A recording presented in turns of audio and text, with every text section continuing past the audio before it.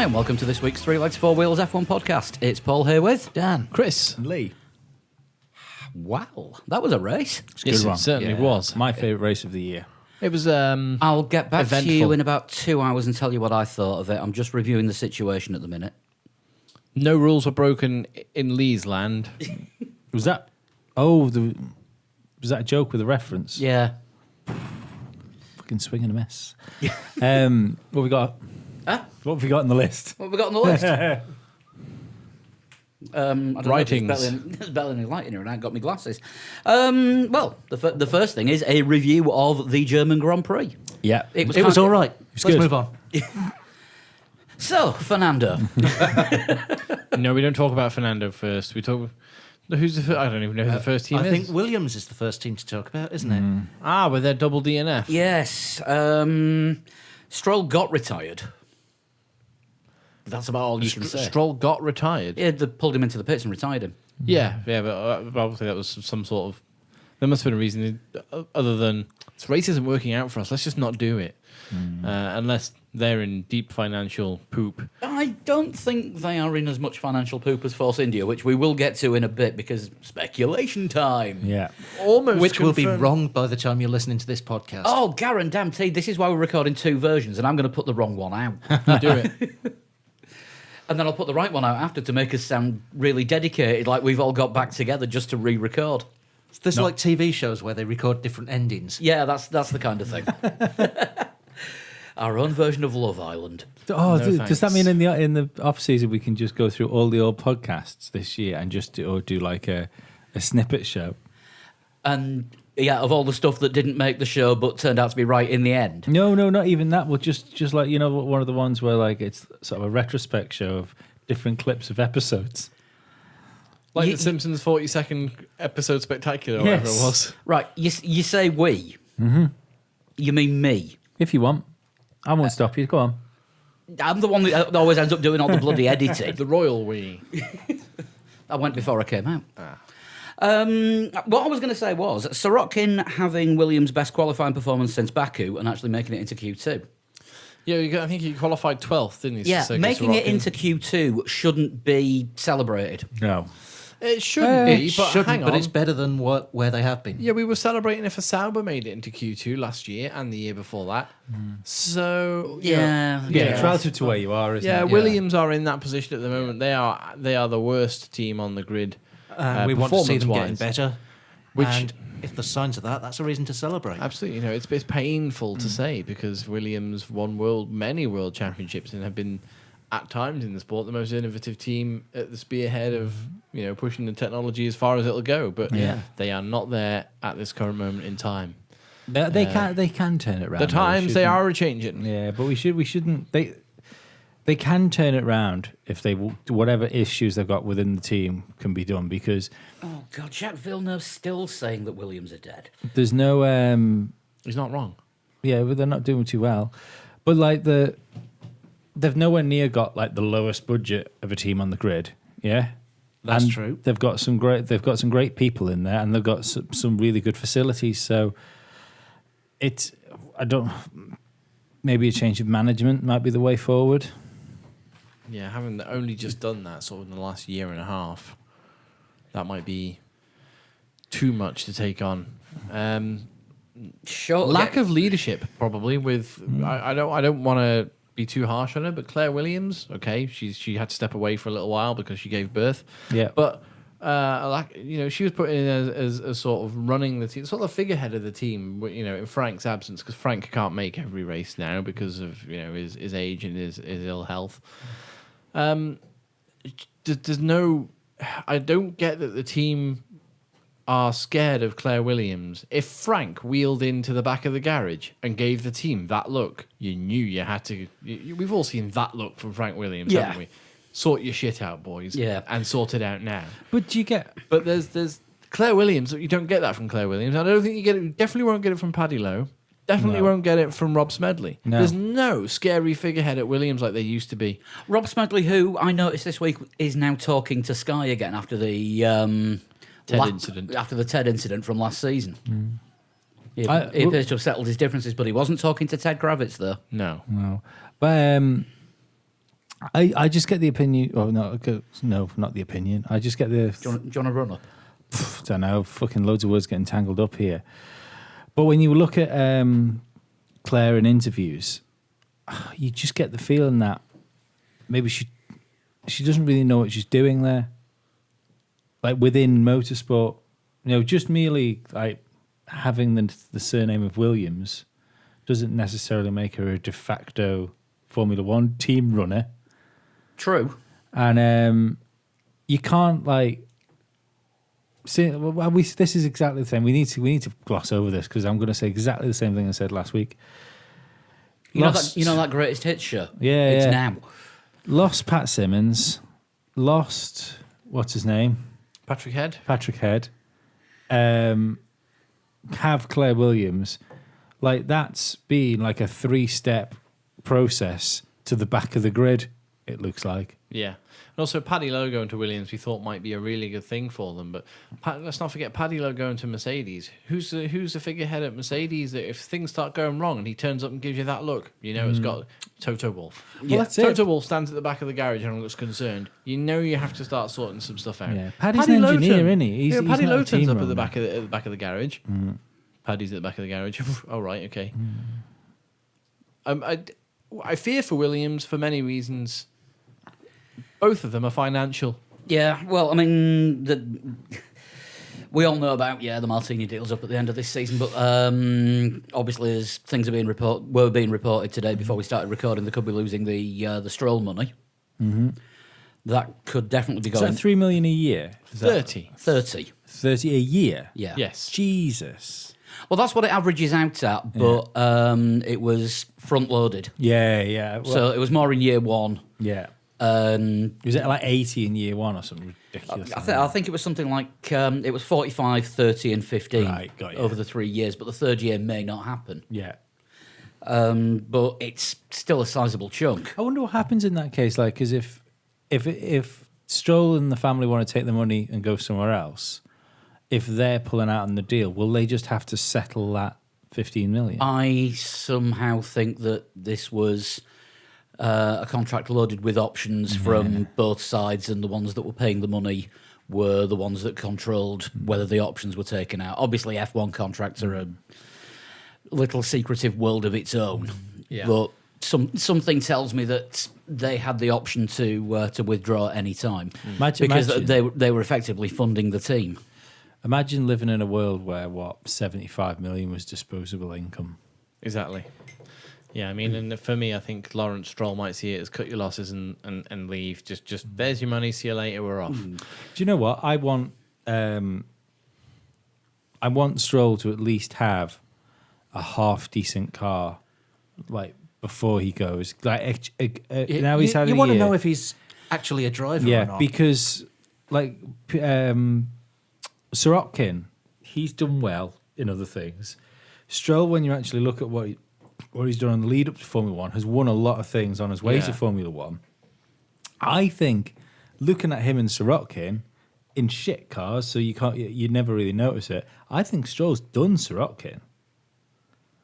So Yeah, but again, it's hard to tell. And it cars is are so hard awful, to tell, yeah.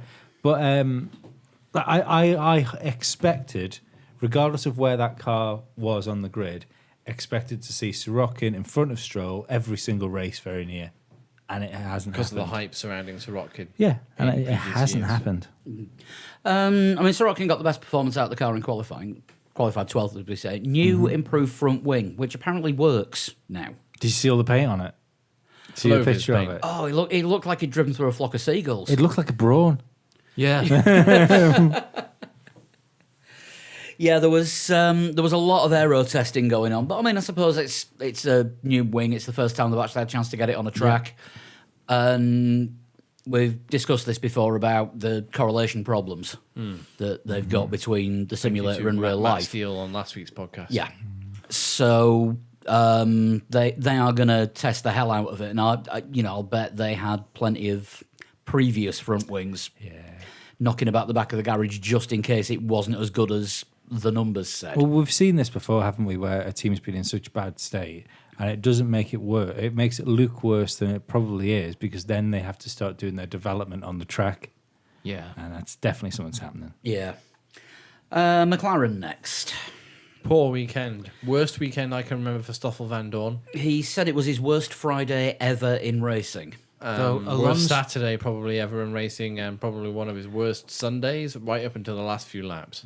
Alonso is saying that Van Dorn is missing downforce and they don't understand why. Van Dorn is missing downforce. He's Yeah. driving Yeah. the same car. It sounds like chassis damage or something like that. Yeah, it sounds like he's not driving the same car because it's doing different things to what Fernando's car's I know, doing. I know Alonso came out in support of Van Dorn, didn't he, over the course of this Yeah. weekend? That's fine. What about every other race? And what about in Baku, where Alonso was missing downforce, but was somehow 9/10 of a second faster than Van Dorn? Yeah, that was a thing. I mean, Van Dorn's car may have been completely and utterly undrivable this weekend. But what about every other race? Now, to be fair, this was by far Van Dorn's worst performance Absolutely. of the Yeah. season. He was last most of the race, wasn't he? Yeah. Yeah. He's never usually last. The only time he wasn't last, apart from the end, the only time he wasn't last was when Gasly made a mistake and fell behind Van Dorn. And for he a only while. actually beat Gasly because Toro Rosso screwed the strategy up and put Gasly on full wets for those laps. But Van Dorn was one of the drivers who managed to capitalise, gaining quite a few positions because drivers ahead of him made so many pit stops in the space of about 5 laps. Yeah. Including his teammate Alonso, who we were just hearing about the radio transcript. Not quite sad Fernando, more sad McLaren. To be honest, I think it was sad on both sides. There was a few I don't cares where lasts from Fernando. He asked them if they wanted to retire the car. Yes, they did. I mean, you put DNF down here, but he was actually classified 16th because he'd done enough laps. He was classified 16th, but also But he didn't retired finish. before the end of the race. He finished 2 laps down Yeah. in the pits, probably in tears. Yeah, Hungary's which is gonna be I'm is interesting, a isn't it? DNF. Hungary will be interesting for Alonso. Well, the McLaren Honda was okay at Hungary. Oh, he didn't write Hungary preview down on this list. No, didn't. We've got to do one of them as well, haven't It's we? back to back. So we need to rattle through this then. The 5-hour podcast. no, Absolutely the not. McLaren Honda was quite good around the Hungaroring in comparison to other races that the McLaren Honda was not so good at. Look, it got its first Q3 in Hungary. Exactly, it got a 5th place in Hungary, but it'd be interesting to see just how the McLaren Renault fares around the Hungary. Well, now they don't have the best chassis on the grid when previously they did. Well, they claimed they did. Well, they claim they did, yeah. But the thing to look at here is if they don't get to Q3 in qualifying this year, they have a better engine. That then means that means the car has gone backwards. Yeah. But the team appears to have gone backwards as well because all the staff that have left, and I'm not even just talking about Boulier falling on his sword, everyone that left beforehand, all the reshuffling and reshaping. Yeah, I mean, we'll talk about it more when we do the Hungary preview. Yeah. Because we can't do a preview without talking about McLaren for 10 minutes out of a 15-minute preview. No. we don't need to do a massive preview for Hungary, I wouldn't have thought. No. But We know who's going to be good. yeah. But definitely one to forget for both sides of the garage, I'd probably say. I just wonder if we'll see Stoffel getting a new chassis for next week. I would hope so Interesting. if it's damaged enough that he's missing downforce. Yeah, there's something not right. Toro Rosso, Pierre Gasly 14th. Strategy called It was interesting. individual and different. Brave. Concept album. What, they brought him for a pit stop in a car and sent him out in a boat? Yeah. Yeah. What was Martin Brundle's line of commentary again, Lee? What race are they watching? You mean some drivers, when it started raining, and it was only raining on one particular part of the circuit, which was, just want to shout out here to Mercedes weather radar operators, absolutely spot on. Yeah, It's going to bang rain. on. It's going to rain at turn 6 in about 3 minutes. Yeah. 3 minutes later, rain at turn 6. Yeah. Everyone else was saying it was going to come in at turn 1, turn 2. It didn't. and it didn't really move across the circuit. It sort of- Although the Twitter conversation between Force India and Haas was a good one on Saturday. Force India tweeted that they were checking for the rain with all the up-to-date information that they could find. Haas's reply, "Oh, you're sticking your hand out the garage door as well, then." Very good.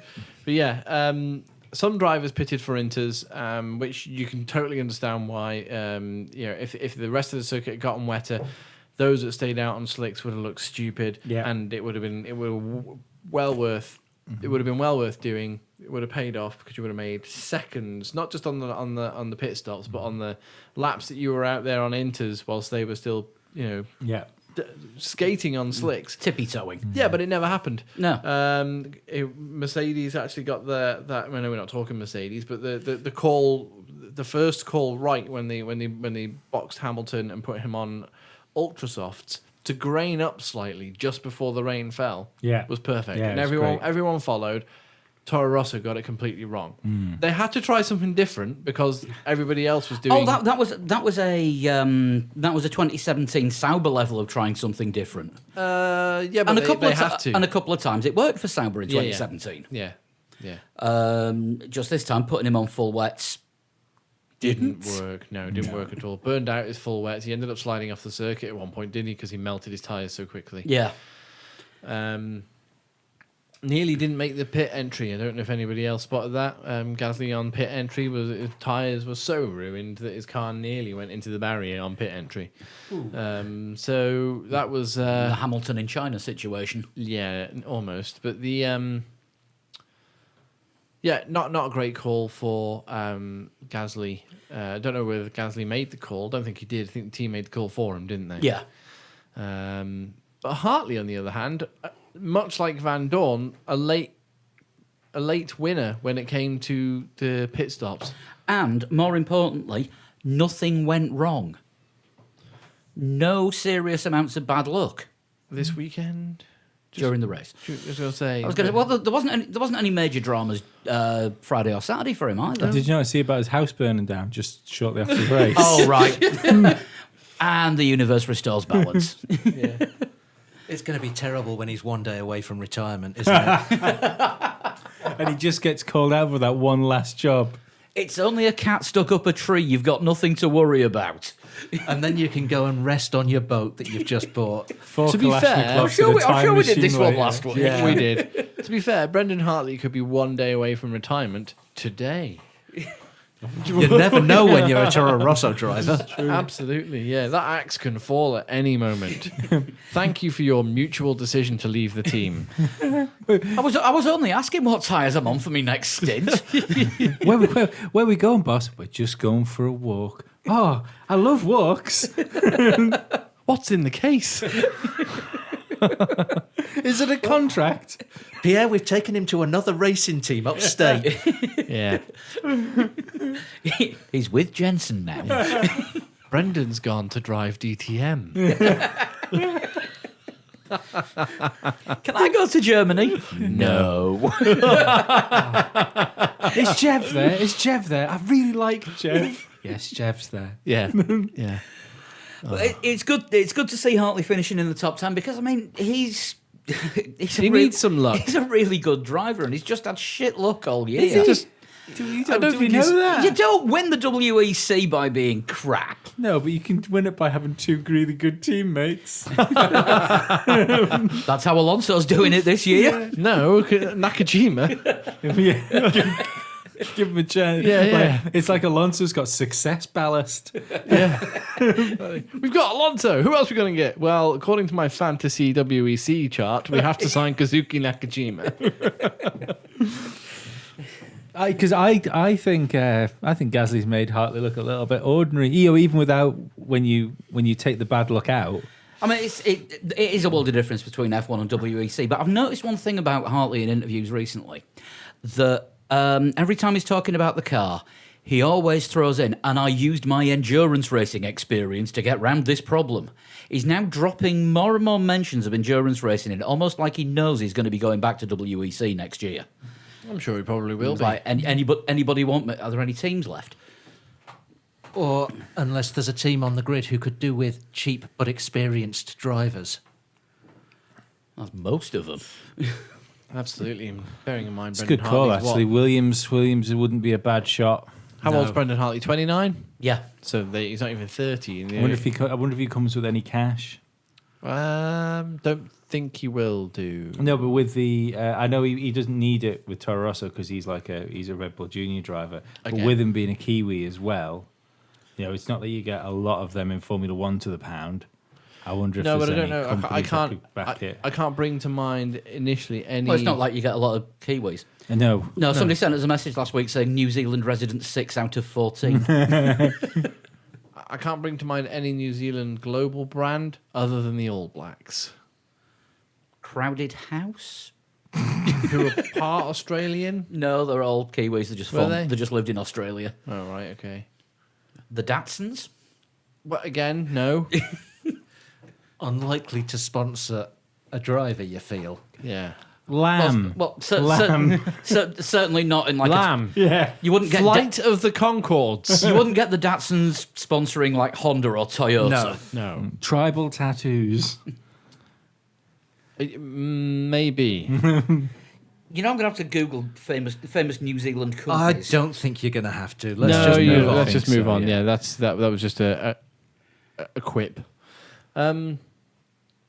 But yeah, Toro. So the 12 people in New Zealand can't all work at the same place, Paul. But The really famous one used to be McLaren. Exactly. Carry on. Marmite. Is it?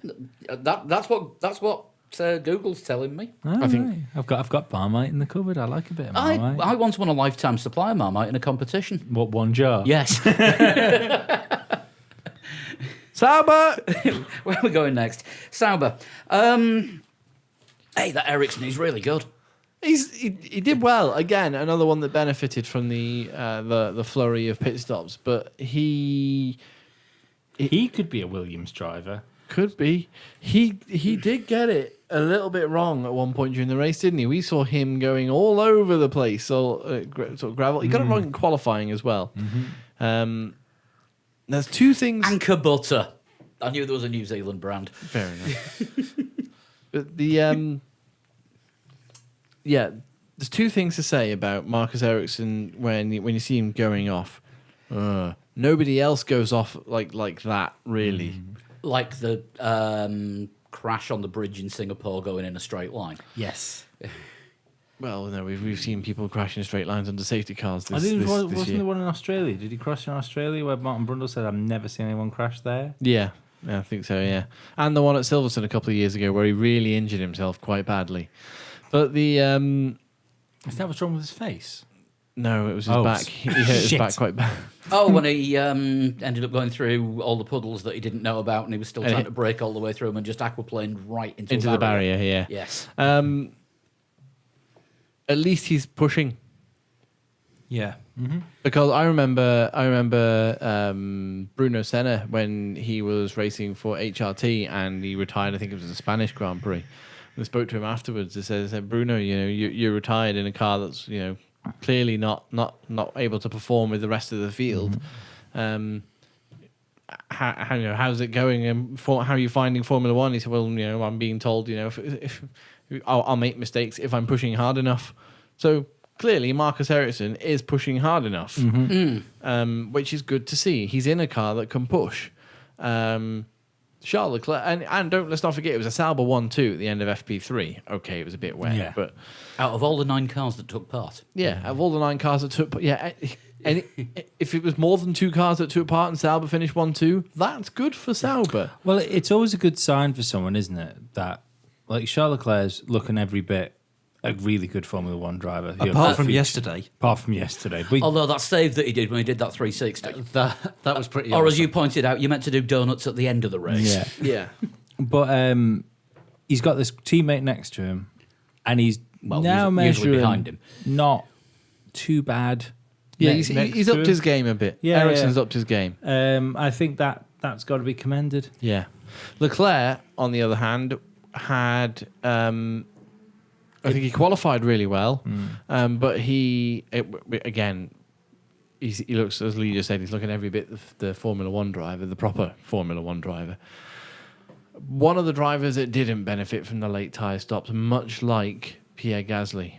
I don't know if I think he went onto Inters and was in the unfortunate position that when he decided to pit under the safety car, there was a long train of cars behind him when he came into the pits. Yes, but it wasn't only the safety car that hurt him. It was the fact that he went off the track for most of the rest of the race. Yeah. He was off track a couple of times. But not, I would say, less than Ericsson. Here's the thing. He then. struggled in the wet conditions, didn't he? Yeah. Slicks in the wet conditions Well, he did not here's- like. Here's the thing, then. We always say that, like Verstappen at Brazil, when you have a driver that gets the opportunity to excel in wet conditions, like the cream usually rise to the top. So what does that mean when the reverse happens? When Ericsson carries on, I would say shit floats. No, but if Leclerc was sort of not, Not able to do a lot. Yeah. It's I don't know. Did he damage the car in one of the offs? No, but the thing is, he finished the race. He didn't crash out of the race in under wet conditions. He had a couple of slips and fell off the track, but quite a few drivers did. Mm-hmm. I just think I feel he had the opportunity in the Yeah. car to finish better than Yeah. he did. Yeah. That's the he thing. could have done better. He should have got points, I think. Yeah, but let's not be too harsh on him. It's his first season. Oh no, but I'm just saying if we're gonna praise like an outstanding performance from a Nico Hulkenberg when he got pole in the Williams. Yeah. If we're gonna praise those things, it's like fucking hell, that was really good. That shows there's something there. Then we should have like Use that as a benchmark. speculative eye when that same thing happens and the guy you're already going, fucking hell, he's good, doesn't perform. Yeah.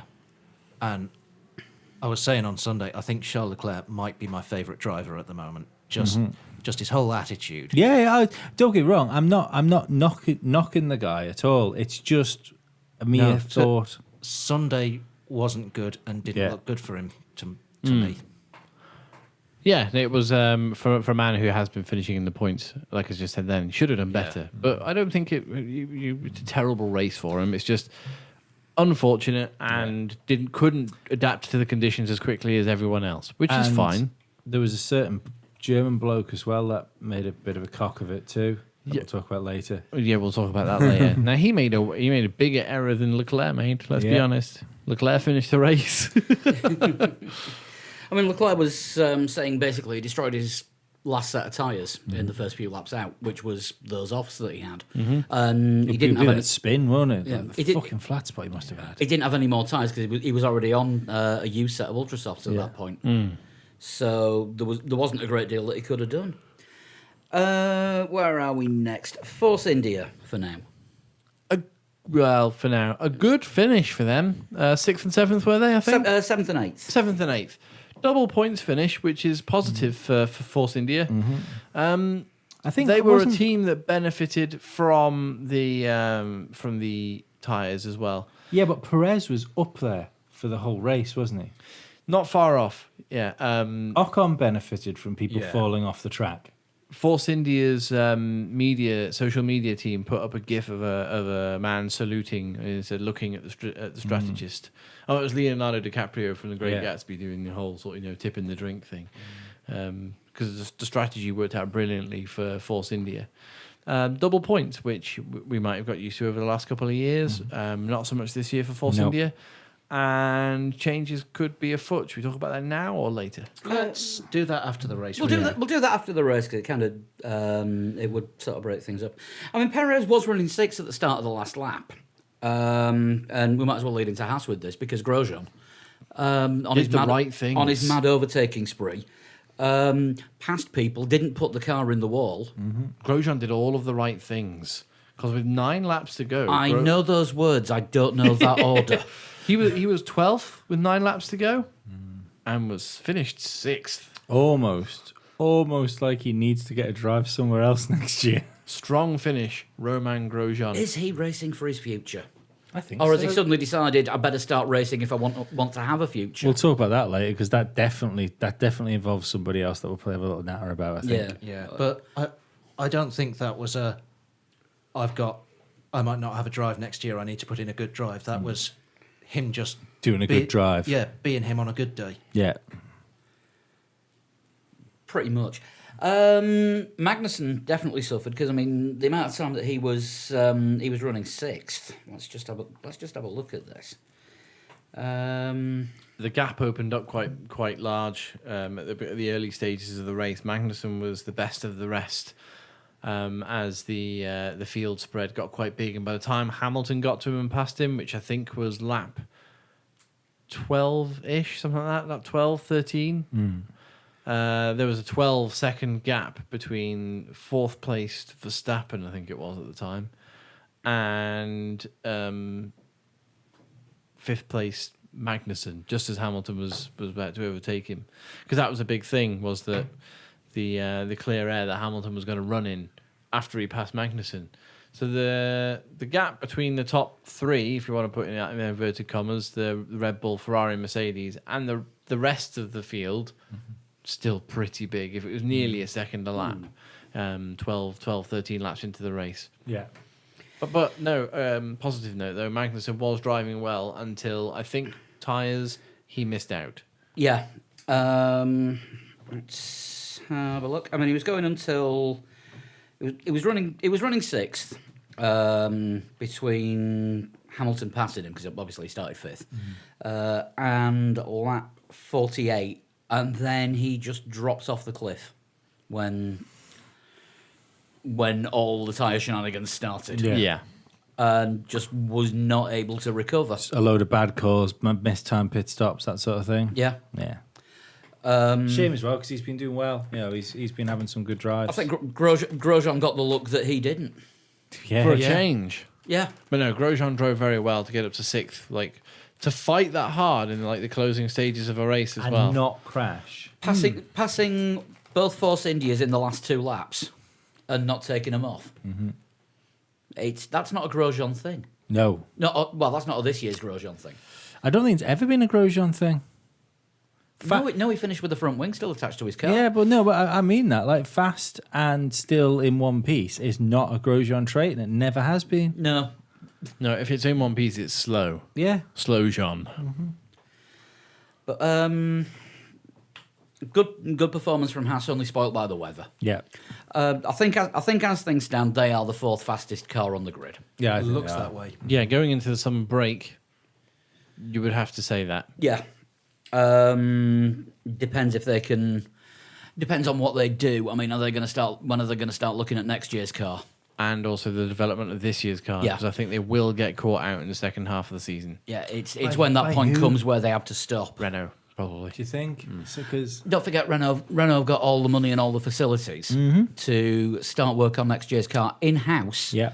which is something that they do themselves, and keep on developing this year's car. yeah, Ferrari have got all of that. Yeah, exactly. Haas outsource it. Yeah. Ferrari may have all of it, but they're going to be concentrating on their own projects I first think- and customer ones second. I think Ferrari, because if what's going to happen, and I'm right about it, Ferrari are going to have a vested interest in that Haas being a good car next Don't year. forget Ferrari don't do the chassis, though. It's Dallara, No, I know that, but I think which is why you don't get all that many chassis upgrades on a Haas. well, then they don't have to worry about it because Dallara are doing it anyway.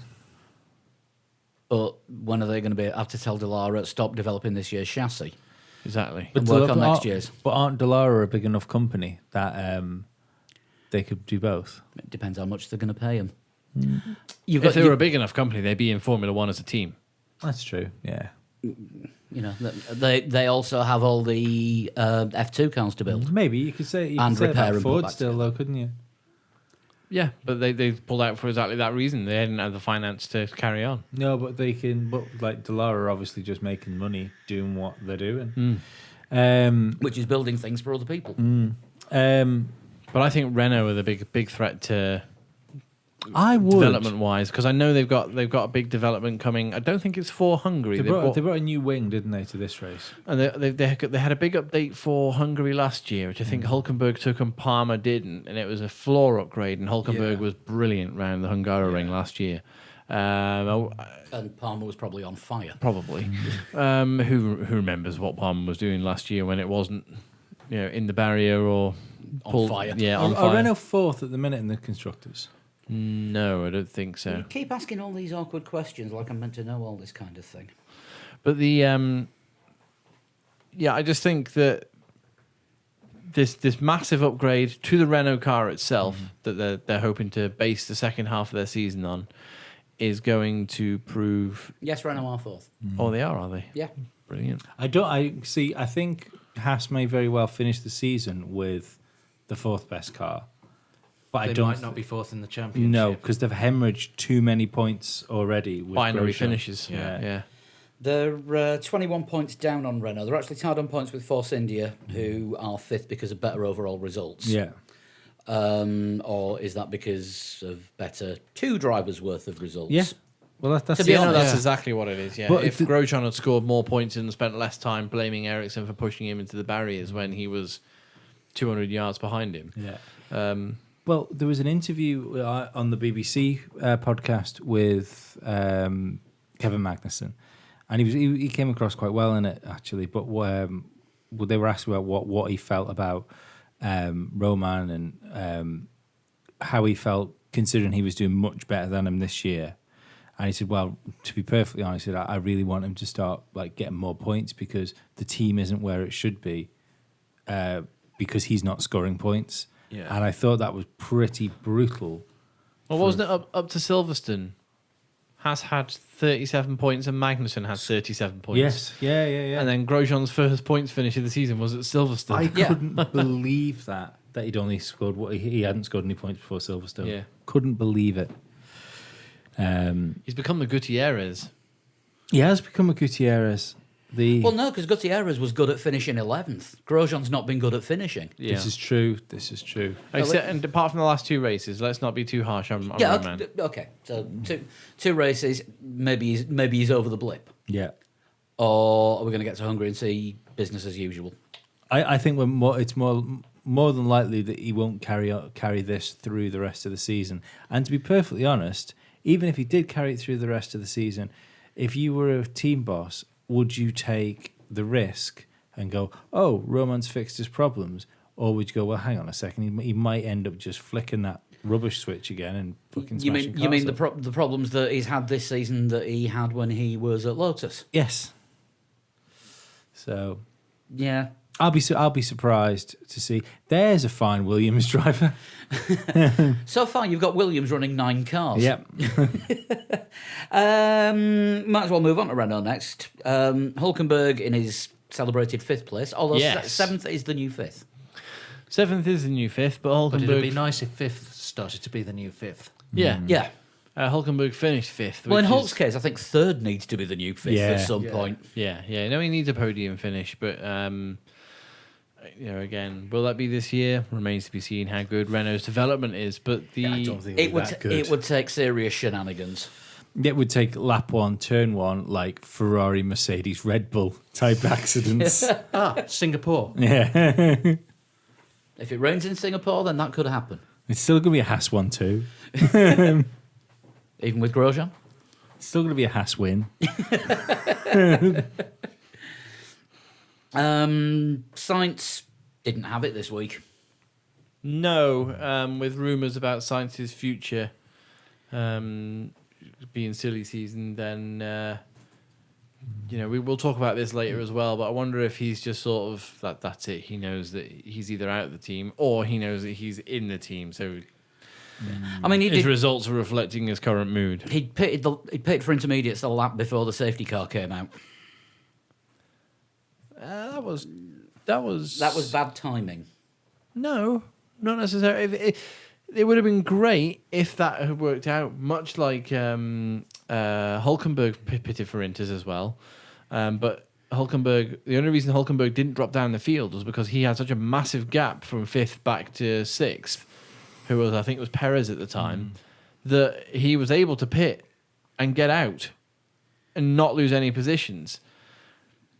Sainz, when he had to switch back tyres, was part of that train. Was in with That Leclerc fell behind, but Sainz was closer to the head of the train, I think, when he emerged. and then came out at the back of it.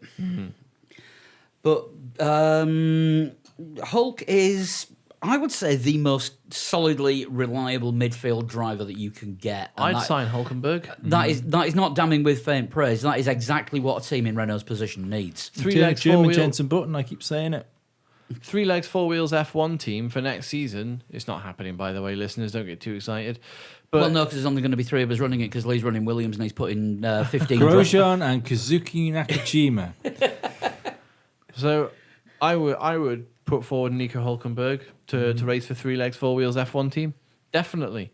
I think if we can get Hulkenberg, I think that would be a wonderful signing. The best, actually. I think it'd be the best we could get. It'll guarantee you points. Yeah. I love the fact you talk about this like it's going to happen. I just said it's not going to happen. So Yeah, to make I- it happen, just go to Kickstarter.com.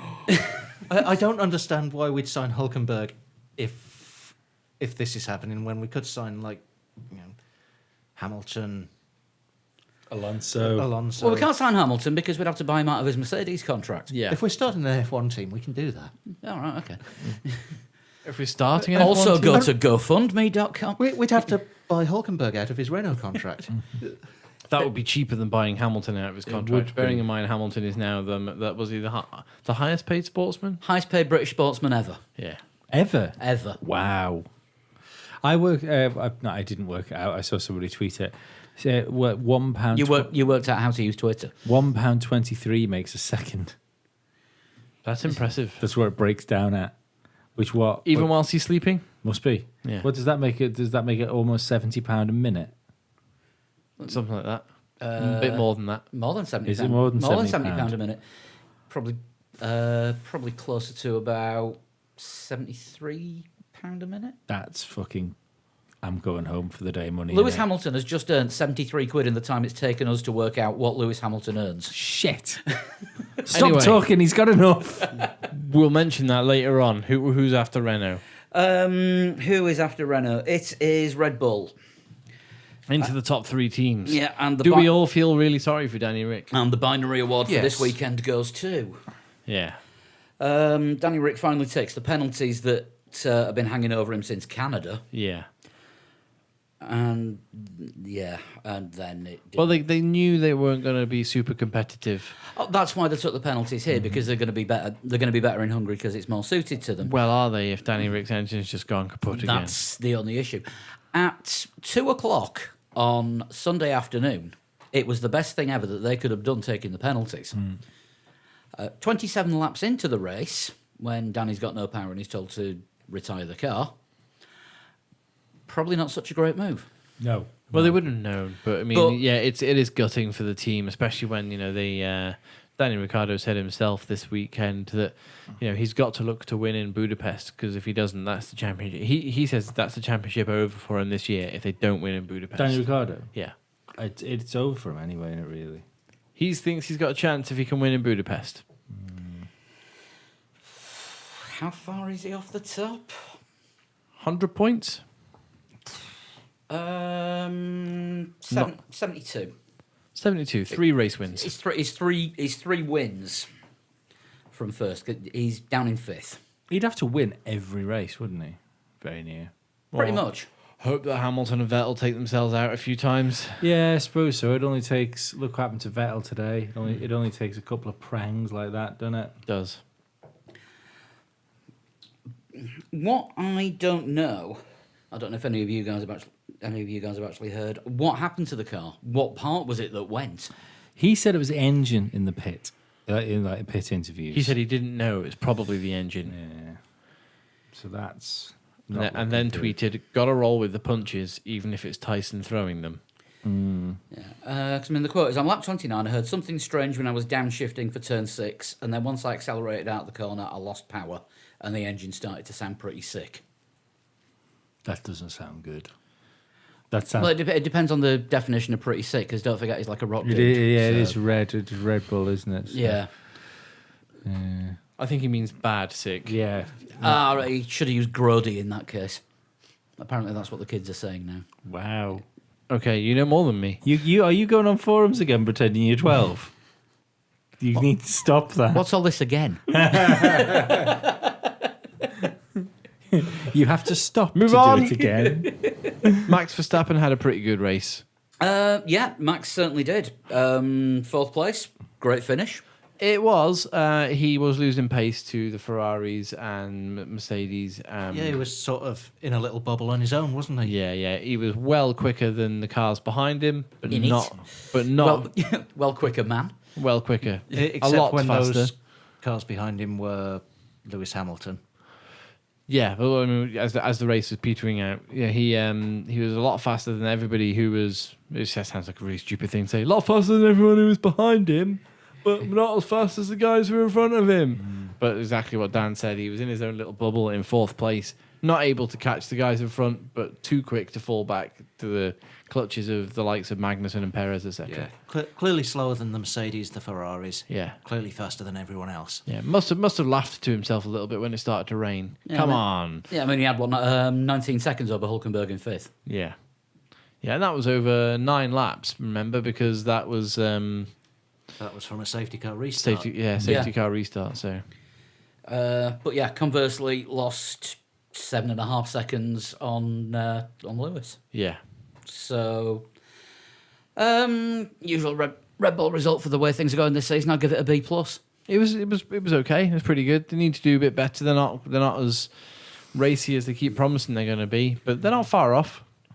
It'd be interesting to see what they're like in Hungary, just because of They've got to it being win. a chassis circuit, and never discount an Adrian Newey car in Hungary. Well, they've got to look to win. Yeah. Anything less than 2 drivers on the podium, with one of them being on the top step, is a failure for Red Bull next week. I wouldn't go that far. A win for Red Bull is enough. Yeah, but I wouldn't say that not winning is a failure when you've Yeah, got I you've would got some expect them to pretty s- good teams. Yeah, I'd expect to see them in the fight, but that doesn't necessarily mean they're guaranteed a 1-2. I didn't say a 1-2. It could be a 1-3. Yeah, no, but even like if they're fourth and fifth, you know, it's not like a failure for them because It's not a success though. We'll get onto that when we start talking about Hungary. Move on to Ferrari. Kimi in third, and Kimi actually gave the longest interview with David Coulthard after the race in Parc Fermé that I have ever heard him give. He also did an Instagram live video after the race yesterday. almost Who like is- he's who is this happy about imposter? something. Yeah, so somebody kept asking on the feed, "Is this the real Kimi?" It clearly was. Is it but just fantasy? Almost like he's happy about something. Like something happened that was really good that he's pleased with. like the person who wanted him out of Ferrari might not be around anymore? That's a bit harsh. But yes, Chris, you turned into Lee. It might have been a sigh of relief. I- That's all I'm saying. I think there might be a few people going, "Oh well, let's move on, shall we?" Such is life. No, not quite. Because Ironically. no. I just think we may as well discuss it now. Sergio Marchionne's ill health, not being allowed to return to work, or not- Kimi or not being Kimi able- Räikkönen might not be getting his Marchioni orders. Yeah, exactly. Yeah, that's the But yeah, I mean, long and short of it. Fiat Chrysler Group acted with incredible speed because it was announced Saturday morning. They held an emergency board meeting. Yeah, they had an emergency board meeting. It does actually look Bad. serious, possibly terminal for Marchionni. We hope not, because you never wish that on anyone. So No, all the of course best to not, Sergio Marchionne and his his family as well. Hope it's some form of recovery. Yeah, Whatever it is that complications were after his shoulder surgery. there are lots of stories flying around, but until anything's officially confirmed, Yeah. just don't want to say. No, exactly. But- Kimi is driving the car next year over my dead body. Wow. Lee, I'm going to toss a coin. It could come up heads. It could come up Jacques. But yeah, it looks like with the new guy in charge, Louis Camilleri, who incidentally is another ex-Philip Morris. so he's good friends with Arriva Bene. Yeah. He brought Arriva Bene into the team, apparently. Louis Yeah, Camilleri. it was he put So him forward. do we now start calling them Faralbro? Well, let's not forget the other thing here is the fact that Arriva Bene doesn't want rid of Kimi. He wants to keep him in the team. It was Marchionni that Yeah. has been one of Kimi's fiercest critics. Was it although it was Arriva Bene that called him a laggard. Laggard, that was it. Was it a Baku? Yeah. Yeah, a laggard. Which is completely unfair. I can't help thinking now knowing more and knowing how much Arriva Bene likes Kimi, I can't help thinking that might have been more like father-son stick, than public berating, Yeah. It almost seems like Ferrari wanted to almost pushed a little too hard to do well this weekend. It's sort of like like a salute to Sergio Marchionne, but Yeah. they didn't manage it. I'm afraid.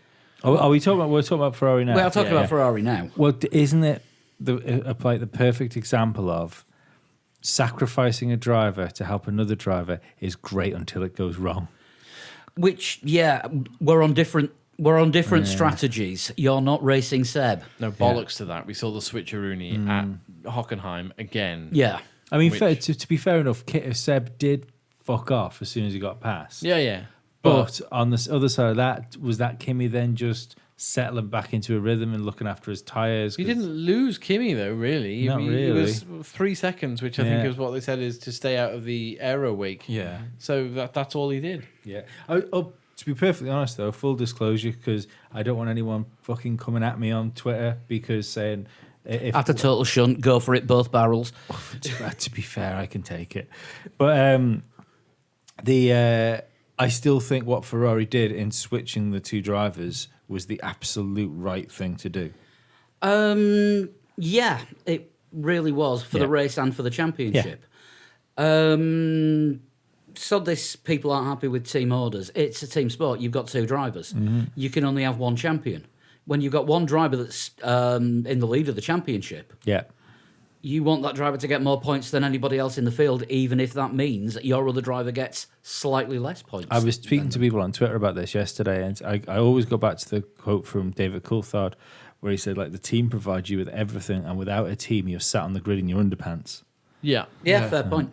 Got a message, a question just about Seb's crash from Christopher Boucher.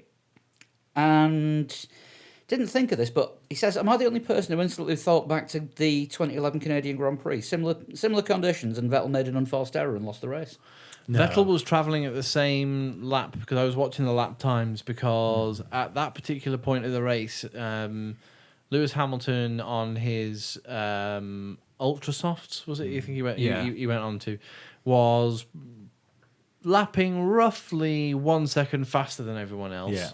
And then Vettel decided he was going to try and match Lewis Hamilton's Vettel times. was responding to what might have been a later attack from Lewis. From Hamilton, yeah, without obviously Yeah. the crash in the safety car, etc. he was responding to his lap times. He was doing exactly the same thing. I would Within a couple of laps, Lewis was right on the back of Kimi, and that was going to be a threat. And as soon as Lewis was past Kimi, it could have been just a matter of time. So Sebastian started to respond, and I think we saw, Dan, when you and I were watching the timing screens on the blog, that okay, it was still pretty damp, but they were both doing 119s, whilst everyone else was doing 121s. So they were by far the two fastest cars on the circuit, and it was at that moment Sebastian Vettel lost control. And it's also not. I mean, to be perfectly honest, this probably proves the point. Really, is the fact it's not just a driver you've got coming at you in those conditions. It's Lewis Hamilton coming at you in those conditions. He's pretty good at wet weather driving. Yeah. As far as someone drawing comparisons to Seb crashing at another wet race, I also remember another wet race where he won in a Toro Rosso. Yeah. So there's nothing wrong with him when a bit of sprinkle goes around. No, he's a pretty good driver in the wet, but we have seen on occasion that Vettel does lose his head in a race car more often than he should. Yeah. Ever since he moved to Ferrari. I think you're right. I think he moved to Ferrari and he'd seen the dominance he'd had with Red Bull, and I think he expected the same level of dominance that Schumacher had. He'd built himself up as that. Red Bull was his Benetton. Ferrari was going to be his Ferrari. And it's not. No, it's and not. He was clearly frustrated though. This was a turning point of the championship. We keep saying about where that moment it's going to be. I still think it's too early. I think it's early, but this is a big one. We're just in the second half of the championship. Was it halfway through that race? Halfway through the second race half? was the end of the first half of the season and the start of the second Yeah. half. But So- you know, the reason I'm saying this was a big one is because this was unforced. Yeah, I think what we'll see now.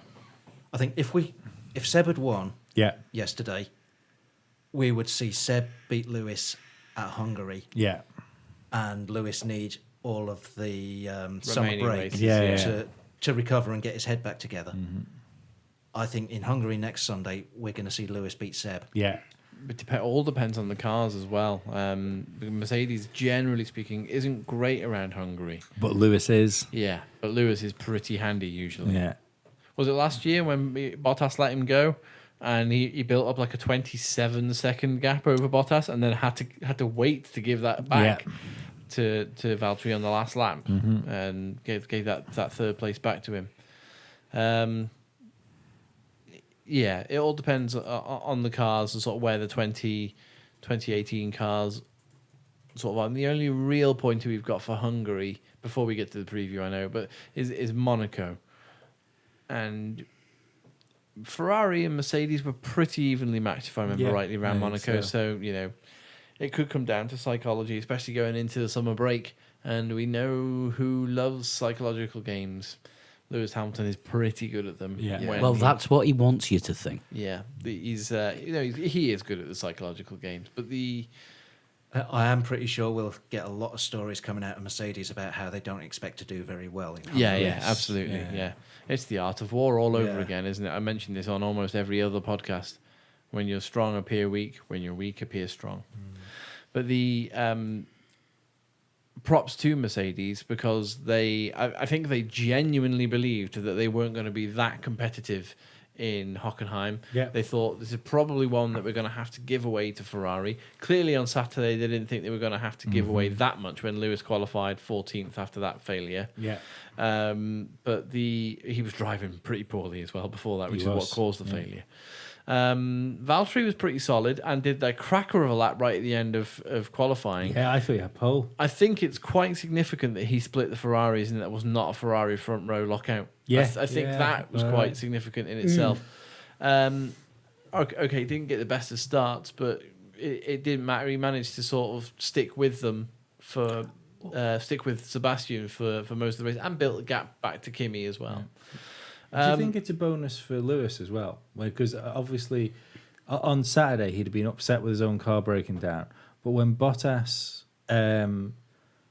split the Ferraris, if you were Lewis Hamilton, would you be sat at that screen going, I'd have had pole? Yeah, I think If that so. was me Yeah. still in that row there, I'd have had pole here. Yeah. Yeah, I could have qualified faster than Valtteri. Yeah. Yeah, quite possibly. But I think that Mercedes were genuinely shocked and surprised to get a 1-2, especially as we were talking pre-podcast First about. 1-2 in Germany? I think so. I was talking about the drivers coming back from so far down. Clearly, Jenson Button, Canada 2011. Yeah. Coming from 21st twice to win the race on the last lap of the Grand Prix. Somehow overtaken about 38 cars in a 20-car field. Yeah, and I think it was. I was only half listening to that. And I think I'm it kind was- of all over Twitter at the moment just because of what's going on that we'll talk about in a minute. I think Schumacher qualified 16th in Belgium. I want to say 94 or 95, and ended up winning the race. And Damon Hill qualified 8th and finished 2nd. Jenson Button won in Hungary for his first win from 11th. Yeah. Was it 11th? So that Or was it 13th? It wasn't near the front. No, it wasn't near Yeah. the front. Right. It wasn't 94 that Schumacher qualified. Was that when he qualified well second behind Barrichello? Yes. So it was Belgium 95, I think it Belgium was. 95, which I'm Schumacher looking qualified 16th, called himself an idiot, and Damon Hill qualified 8th. at, and Schumacher won by 20 seconds. Yes. That is the only... that I can't think of another... Although, only one of the top 6 in that race qualified in the top 6. Well, there you are then. which But, was Mark Blundell. in a McLaren? That week, yes. Yeah. Martin Brundle was actually third, and he qualified 13th. That's a pretty good result for Martin Brundle that weekend. In a Ligier Yeah, Ligier. with a Honda. Mugen. Yeah, But Mugen. still a Honda. Honda. Yeah. But yeah, I think Mercedes can be can leave their home race. Let's not forget this. It was bigged up as sort of like, Sebastian's home race, and Lewis is fighting. It was, well, hang on a second, Sebastian's driving for the Italian team. Yeah. And Lewis is driving for the German team. So, it's actually Mercedes' home race. Yeah. So for them to come away with a 1-2, and they did. Everybody else noticed on the slowdown lap, they did that Silver Arrows thing, Yeah. where two of them came into the stadium section like they did in Monza last year, Yeah. side by side. And This is a show of strength. And it's a again. shame we won't see it again for another 2 years, probably. At Hockenheim, at least. Well, I can't see it being at Nürburgring next year. No, but I think we'll probably see the Silver Arrows side by side again. Should they do that well in Monza? I think that struck a big. We talked about psychology before. I think that struck a big blow to Ferrari I wonder when what they came out of the Ascari chicane into the stands side by side. I wonder what it's done to Seb doing that in Germany, because Well, he said he's not going to lose any sleep over it. yeah, he can say what he wants, but like the interview I saw him with before the race was on the Saturday after qualifying, was how much he really wanted to win. Like, and he pointed out the fact that the track was only a short distance away from his hometown and all that sort of stuff. And you saw how angry he was when he got out of the car. Oh, he was fuming. Yeah. I've not seen him that pissed off in a long No. time. But admittedly, it was his own error. He knew it was his own error. Yeah, And Vettel doesn't seem to carry failure or success between races in the same way that Lewis does. I'd agree with you up until last year, because he when he let that get to him in Baku, everything unravelled from Baku last year. His temperament wasn't the same. And After the wheel banging. Yeah, and then when you look at the when he was under a bit of pressure and he had that coming together with Kimi at Singapore as Yeah. well. It's I'd like to agree with you with it, but it's like Paul said before. Seb and Ferrari has been a different man. Yeah, I suppose you're right. Yeah. Can we quickly gloss over the penalty without spending an hour on it? Yes. Well, I think it was an hour and 25 minutes in the end before the official. That's Yeah. what they spent on it. I didn't expect it. I didn't expect I knew it. it was going to divide people Yeah. when I saw that the stewards had called Hamilton to the stewards' room, and I knew that opinion would be divided. But it appears that an awful lot of fans are angry because a rule was broken and the driver wasn't punished. I think, and this is just my 2 cents, whatever you want to call it. I think you need to read the whole of the steward's statement, Yeah. as it does say that there are mitigating circumstances as to why the driver and the team were only received a reprimand and not a time penalty. The one of those being that it was under a safety car, and the second one being that the team admitted it was a genuine mistake and not cause to try to break the rules. Yeah. Although they admitted they did break the rule, it wasn't. It was a genuine mistake. It wasn't on purpose, Yeah. and they provided audio and visual evidence that lent Which that to we their didn't see, story. because I've now seen the audio transcripts, and there was a little bit more that we didn't get Yeah. from that footage that F1 and Sky and the World Feed was showing. Just on it, I think even if he'd gone in and got his tyres, because they had to wait to get Bottas's tyres, I still think he'd have won the race. Possibly. Bottas would have been fucked. They wouldn't have had the 1-2. But I still think Lewis would have come out just behind everybody on brand new tyres and won the race. Yeah, quite possibly. Yeah, it could easily have happened. Heroes and villains. I'm putting my vote for the villain, whoever designed those fucking trophies, and you made giant statues in Comic Sans font. Do you know what? Trophies this year have gone Seconded. downhill, haven't they? Absolutely. The Heineken stars, was it at Azerbaijan? Yeah. With the Azerbaijani the flag. It was kind of all right, kind of uninventive, but fair play. And then you had the French gorilla with Yeah. the Pirelli tyre. Although Paul Ricard? the French sports minister gave out separate trophies to the drivers in the cool-down room. As an apology. Probably. Yeah, probably. I would imagine so, because that's an awful trophy. And then what was the trophy at Hockenheim? I know they're short on money, but come on. But it's trophies have either turned into beer pumps Yeah. or the tat you find in holiday resort gift shops. Yeah. Yeah. Yeah, That's look, it's a French flag monkey carrying Yeah. a tyre. Yeah. I'll buy this for little Johnny at home. Or as Paul said in Comet Sans, going, welcome to Germany. Yeah, exactly. They Yeah. weren't even in German. That was the thing. One place. One place. Constructor, spelled with a C. They spell it in Germany with a K. But yeah, those trophies just.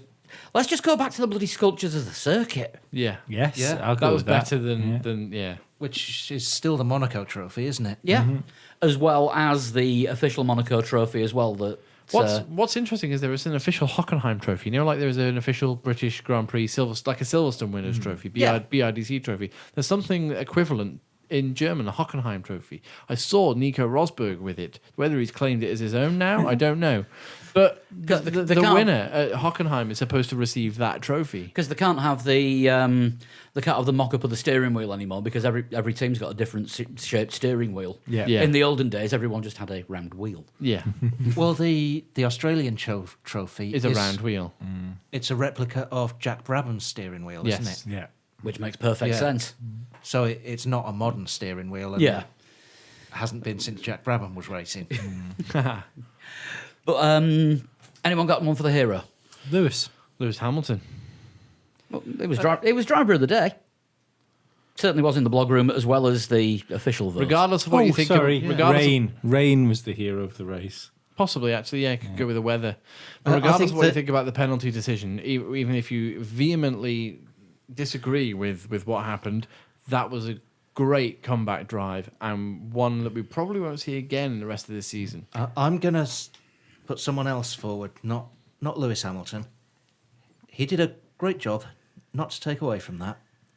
The Mercedes strategist who said, no, don't bring him in for a tyre change yet. Yes. Put him on ultras. The rain won't be too heavy. Yeah. He'll be able to drive through it. Well, James Vowles, we think that probably was. Couple of key points for this, just because it's going to annoy some people. I like annoying people.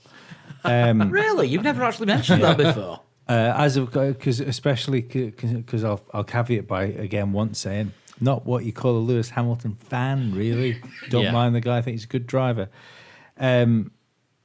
Bottas tried to overtake Lewis and couldn't do it before he was told to hold station. So they actually let him have a go at the start. It's not like it Yeah. was full on team orders from the word go. I think if he'd have got past Lewis during that move, they wouldn't have told them to swap places. I don't I know. agree with you. Yeah, I think they'd have left that. Possibly. And I also think that maybe with having slightly better tyres, Bottas might have been able to gap Lewis.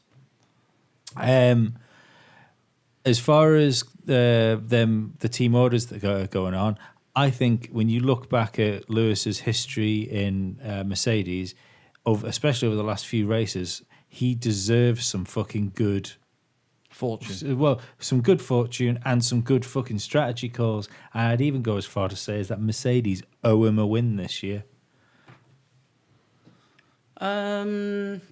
Quite probably. And just want to also point out, we do have a rule on the podcast as well that we just accept the stewards' penalties and move on, regardless Yes. of what they are. They're the ones with the full rule book in front of them and already All know the TVs, rules. yeah. Yeah.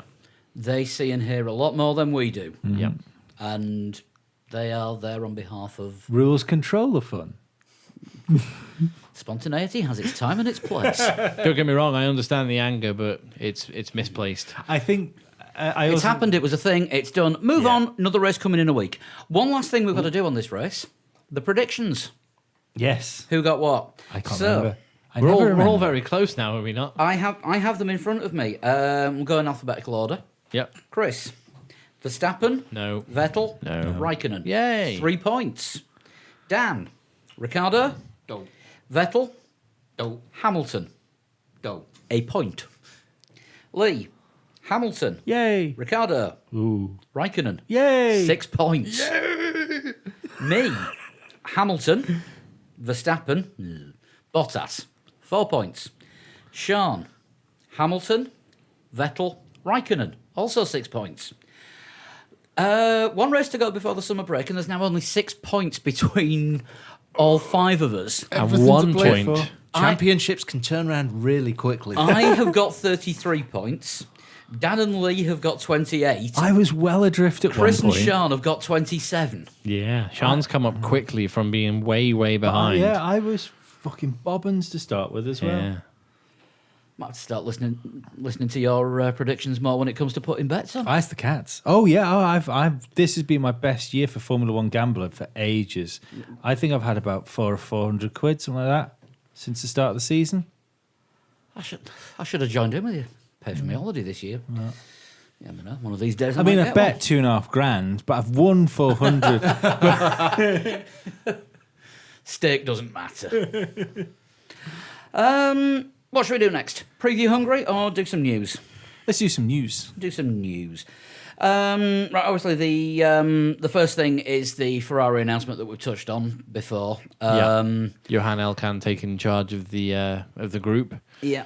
And Lewis Camilleri taking charge of the actual Ferrari brand and everything that goes with it, including the racing team. Which seems good news for Arriva Bene and everything he wants. Yeah. And now rumours are flying round that it looks like Kimi will be staying next season because the new guy doesn't want to come in and be the one who's responsible for changing everything. Mm-hmm. So we could well see Charles Leclerc staying at Haas. At Sauber. Haas. I think you'll see Charles Leclerc going to Haas. Now, Ferrari, I read this week. I can't remember where I saw this, but it was somewhere pretty reputable. It could even have been Autosport. Ferrari have the right to name one Sauber driver. Don't think they've got the same power over Haas. No, but I don't think when you look at Grosjean, for instance, they might not be able to force Haas to have him. I don't think they'd say no. That is true, but I think the best thing that Leclerc could do would be stay at Sauber because the advances that Sauber have made this season, because it's not just the Ferrari engine in the car, it's the Ferrari car under the bodywork. I think it's the Only most joking. sensible thing for Ferrari to do is to keep Kimi for an extra year and see what Charles Leclerc does next year because, as we've spoke this year about Force India, Esteban Ocon is a very good indication of what can happen in the second year of a Formula One driver. Esteban Ocon looked every bit the star last year, and this year he looks every bit the midfield guy. Yeah. The other thing about keeping Kimi next year, we spoke last week about how in 2021 there's no Concord agreement, so you can't actually have a Formula One driver signed. Yeah. Yeah. So that gives them a reason that they can only give Leclerc a 1-year contract to drive for Ferrari in 2020 Yeah. with an option for later, Yeah. which might work out well for them if he can't cope in the Ferrari. That could be a thing. I mean, you're saying about Ocon struggling in his second season. Force India have actually come out today and said they're not able to upgrade. They've not been able to upgrade this much because of the financial problems. Doesn't that they're matter. having. Doesn't matter. They've got a reasonable car, even if it's not as good as what the usual Force India we're used to seeing is. But it's the fact that he hasn't been able to close the doors on Perez. Yeah. I'd say Perez has upped his game a little bit this year. Why? I think he's doing better than he was last year because he seems to. He always does well. He always does. He's not as angry as he was last season. No, but he always does a good job. I don't think he's doing anything other than just being the normal good job he has. But Ocon just doesn't seem to be on top of him like we thought we would be. Last year they looked very evenly matched. Yep. I think Perez has actually come on this year at a faster rate than Ocon has, and that's why the gap looks a little bit more. Maybe. Or I don't think there's a gap. I think they look relatively well matched again. that's the thing. Yeah, But Ocon should be able to. he should be ahead of him. Yeah, if he is that Mercedes young driver who could possibly be on his way somewhere else, if he is that Mercedes young driver, then he should really have the ability to, as Lee says, shut Perez out. Well, should we do the latest silly season update, because Well, everything's it's- kind of flying around. It's If all you've heard any, surrounding. yeah, if you've heard any typing in the background, there are rumours going all around the place as we're recording that Lawrence Stroll has bought Force India or bought into Force India. This only comes from Autobild in Germany. Now, they have been very wrong in the They past. have been very wrong in the past, but there were rumours in Auto, Motor and Sport this morning Yeah. And that it was going to happen, and that is one that we trust. Yeah, well, that's not what we've. No, hang on. Let's wind that back a second. What was reported was that Force India are likely to enter administration as early as today. I'd also point out that given how long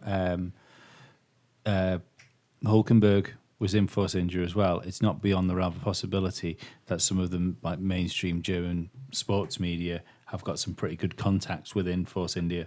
True. Yeah, absolutely. The story was that Force India could go into administration as early as today, possibly this week.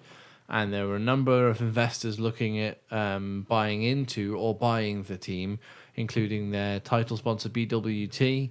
Was it a New York A investment New group? York investment group or fund whose name hasn't been revealed. No. And Lawrence Stroll. Yeah. Now, What Autobild are reporting is that they are not going into administration, or Chapter 11 for our American listeners, same thing. And Lawrence Stroll is just buying the whole thing, debts and all. which does sound like he's just bought a team for his son to go racing in. That's the easy argument to make. Yeah. I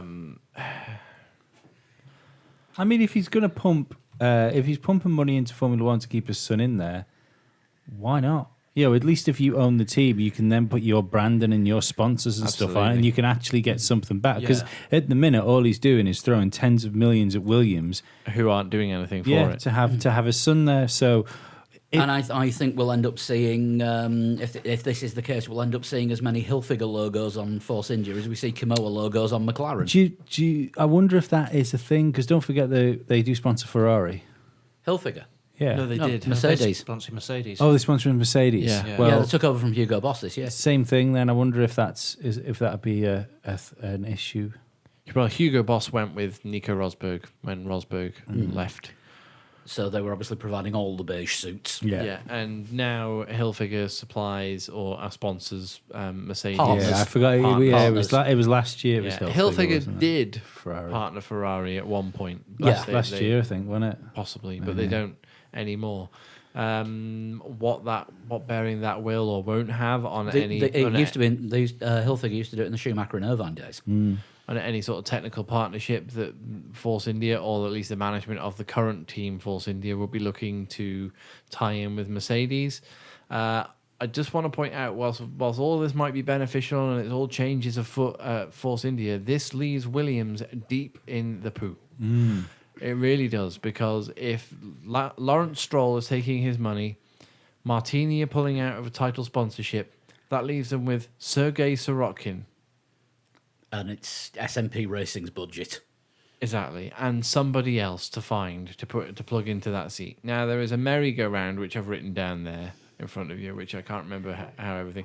It starts with Ocon to Renault. Stroll to Force India. Stroll to Force India, Team Stroll, or Team Hilfiger, or whatever they're going to be called. Maybe next year. Perez there as well. Who knows? But he's tipped to take Ocon's seat because Ocon is allegedly having talks with Renault overtaking Sainz's seat. Now, why would they do that, do you think? Well, apparently Sainz is off to McLaren. If Fernando Alonso decides he doesn't want to be part of Formula One anymore. Sky predicted it was going to be Alonso and Sainz at McLaren next year. Alonso and Sainz. But then what do you do with Stoffel Van Dorn? Plug him into the Williams. I mean, Van Dorn comes with no money. or Stoffel. I think it might be a case of Stoffel fending for himself. Van Dorn does come with money. Van Dorn comes with Richard Mille money. Right. But 90% of Formula One drivers, Richard Mille. But nobody is at Williams. Right. Or isn't That is one of the few cars without a Richard Mille logo on it. But don't they sponsor McLaren more than Stoffel? No, they are They're with his Stoffel. sponsor, Yeah, because right. Kamel will make watches. Yeah, I don't know, but I know Stoffel did like the publicity stuff for them, No, but that might just be because Lance didn't want to do it. no, he's a friend of the family. All right, okay. Richard Mille have basically paid for Stoffel's career all the way through. Interesting. That's where he's had all his sponsorship from them. So that is money that could go to another team that needs it. Yeah. So Williams could well be likely, because if they're losing two major sources of income, they can take Stoffel on, a driver with F1 experience. I'll tell you what, that won't be though. It won't be fucking cash. 30 million a year. No, and it's not a whole lot of experience either. No. No, he's Van got- Dorn and Sorokin in a team together is possibly. He's- He's He's got the same experience as Stroll, hasn't he? in Formula One. Yeah. Yeah. Yeah. So, and where do Williams go for a title sponsor? Richard Mille aren't going to be a title sponsor of Williams. They're not going to. Not They're not going to be the not when the names Richard. on a few other cars. No, they're not going to be the Richard Mille Williams Formula One Oh team. no, the Williams SMP Racing, because they'll be the people that are paying the most. But will it At be this enough? rate. Yeah, but will it be enough? That's what I mean. Yeah, it's- Williams could find themselves the Manor next year. I mean, they're the Sauber this year. They could find themselves the Manor next year and then not exist by the time the 2020-21 comes around. That's a serious thing with Lawrence Stroll. If this is true, and we don't know that it is at time of recording on Monday evening, but it's not just that might save Force India, who might have a name change, but it could kill Williams. I wonder what This money could be the first nail in the I coffin wonder that what kills money Williams. Kubica could bring to the table if he had to find sponsorship. That's another point. There was because talk of $1 million a race. Yeah. He would bring in. Yeah. It's not I mean, it's not massive crazy money, but it's Well, $1 million a race is 22 million a year.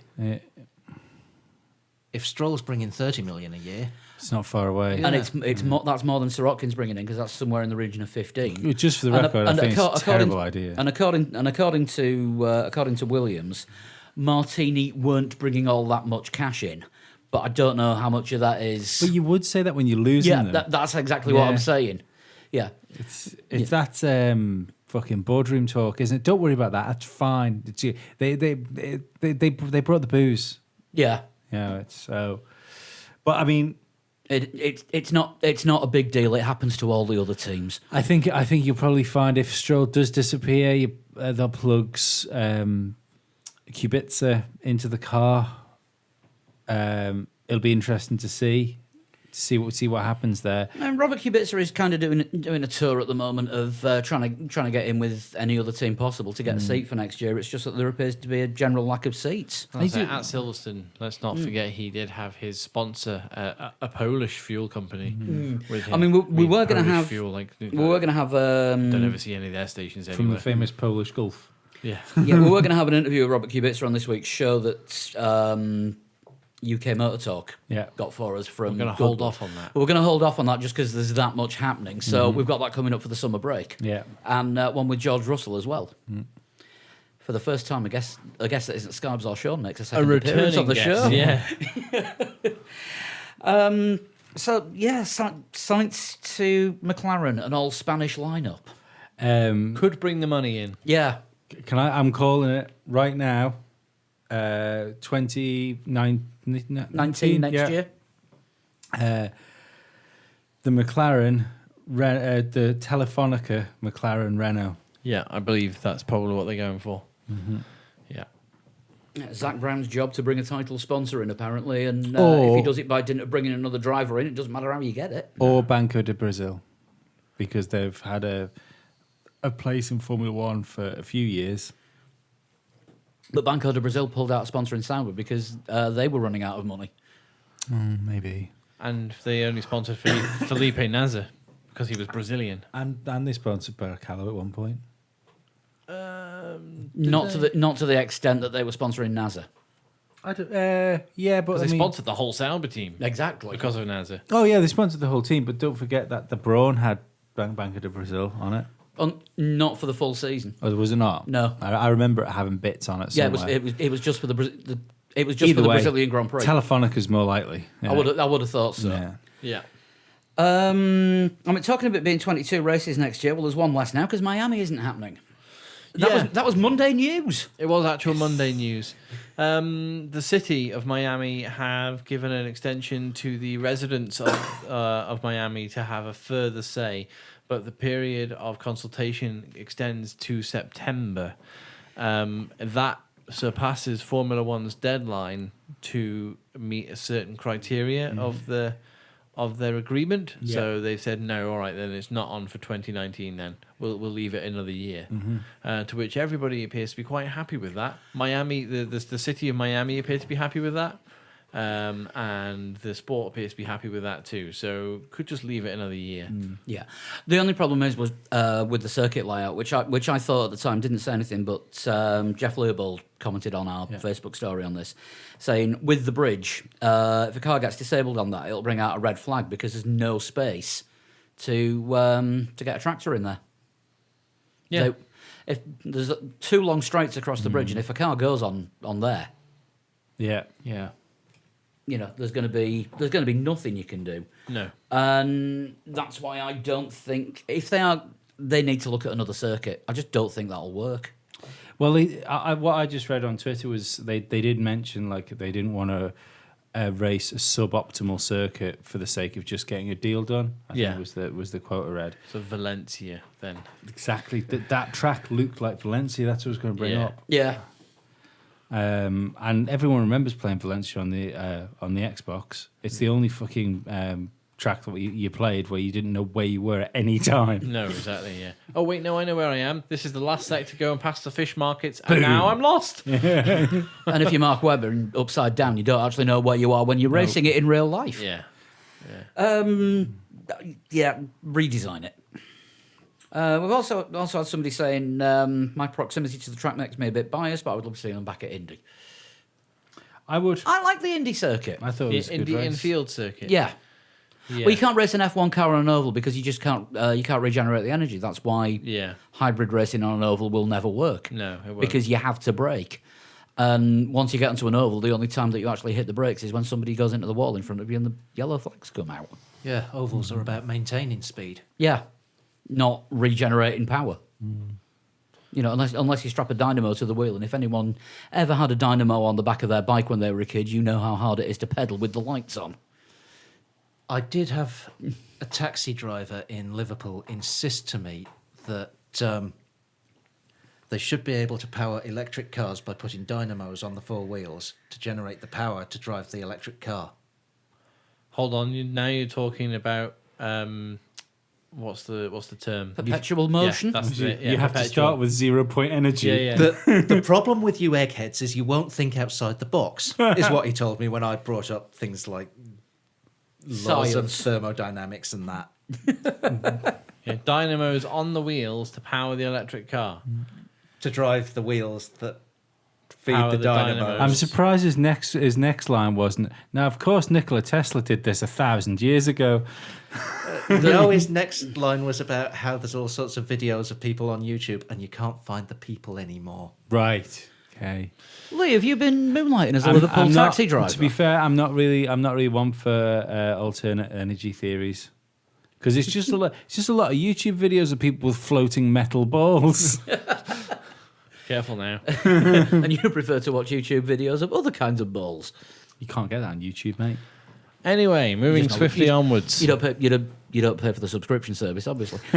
Moving swiftly onwards, as we are probably not. Mercedes contracts. Oh God, yes, the worst kept secrets ever. We all knew. Well, it was, no, not well, really. we all knew it was going to happen. Well, Hamilton's, yeah. Hamilton, but not Bottas. Bottas, when it was announced the following day that Bottas had signed a 1-year extension, we all sort of went, just 1 year for Bottas. One year with an option. Yeah, which is, I don't know if It's not his option. No, it's not his option. But that is, whilst it's not news as such that Mercedes have signed their 2 drivers, it basically confirms Danny Ricciardo will sign for Red Bull. Yeah. Because that was the seat that he was looking at.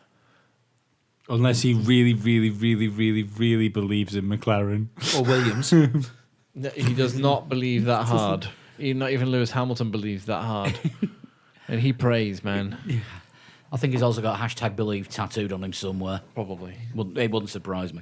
I mean, the only other option for a seat for Ricardo, it would be Ferrari, and they've already said they can't afford him. Yeah. Well, they can afford him, they just don't want to pay the kind of money that they'd need to pay. Or Seb doesn't want the guy that beat him in the last team he had.